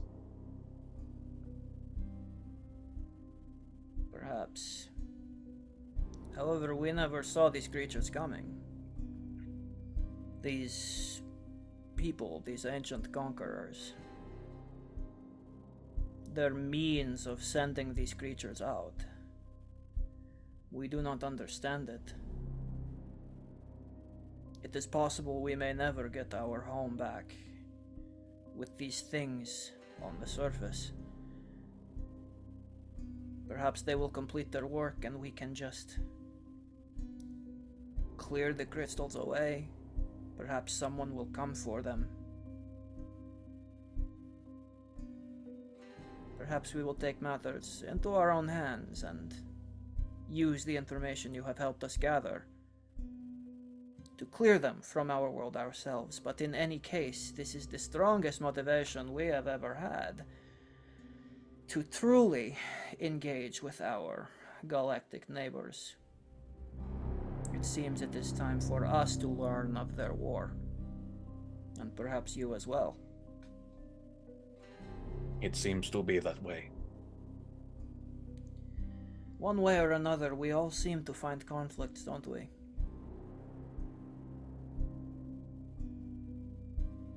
I think Ruiso just nods at that.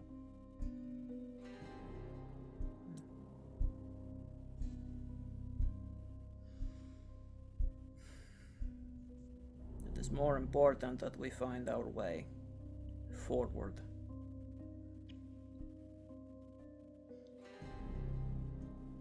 Rudy, where are you at? I think Rudy is also just recovering. I know that like the expected thing is like, is Veal gonna show up? But I think they both agreed to like a certain amount of like professionalism, and like when it's on duty on the clock time, they keep that separate. So I think he's just taking that time to recover alone and reflect and plan for this next board meeting, and then later on in their own private time they can go over what just happened. So he's just kind of meditating. He listens in on this conversation and is like, damn, this is field team. Then we move forward through the hour until all of you and all of the different like heads of the different departments on the ship, all of the senior officers rather, and of course your three guests all gather in the central meeting room Captain Okita sits listening to your report on everything that happened, and to Constant Thoughtful Actions' report on what they saw. Finally, he says, "Well, the mystery appears to be how these creatures came to be here. I do not believe it is a coincidence that they waited until the Shroud Nebula had dissipated. All ships who attempted to penetrate the nebula while it was still here experienced a sort of EMP effect that repelled them away. These creatures are electrophobic. Perhaps they would not enter. Now, they had the opportunity. But were they sent?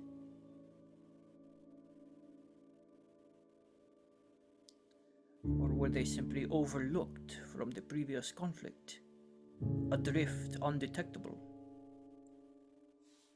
I suppose we will not have the answers to these questions until we meet these others. It is in the dossier provided by the Symphony. We will make it a priority to meet with this alliance.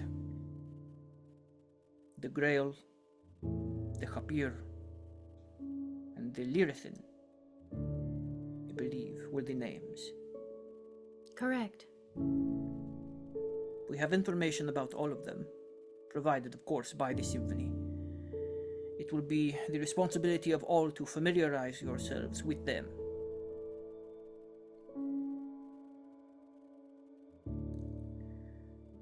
That is a problem for the near future. However, we have a more pressing matter that I will tell you of.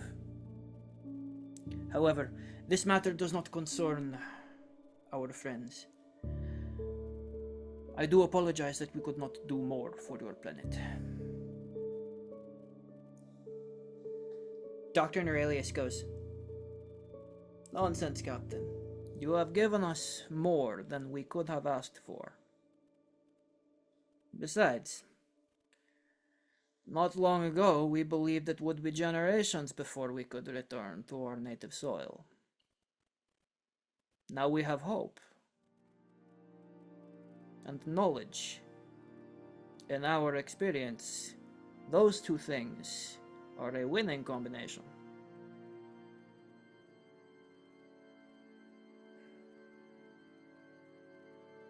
How we proceed from here is our burden to bear, and we shall bear it together.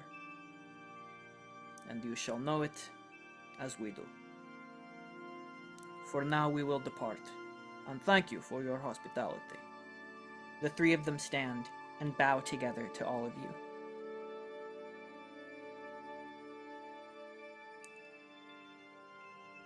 As they make their way out of the room, with humbly following to see them off, Kelzar stops in front of Rudy. He reaches into the folds of his robes and produces a metal coin. But it's like bigger than a quarter. It's maybe more like a silver dollar. You recognize the metal as like the same sort of color and texture as some of the melted ore that you saw on the planet. So this is something that must have been made before the conflict. And you see it has that symbol of a circle bisected by the fault line.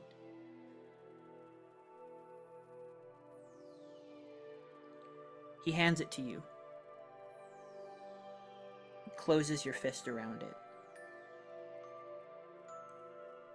May this aid in your quest to nourish your soul.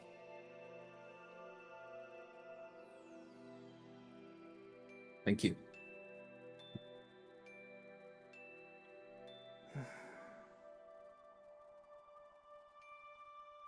He sweeps out of the room. And as he does so, that is where we will end this particular adventure. Whew. That got heavy. It was a heavier Oh, one. boy. Yeah. Very different kind of episode than we've done so far, but Oh, as my always, I goodness. had a great time with it. Yeah, it was awesome. Yeah. You guys, it was very fun watching you sort of penetrate a mystery again. Big fan of that. So, thank you. Yeah? Poor Octavius. Yep.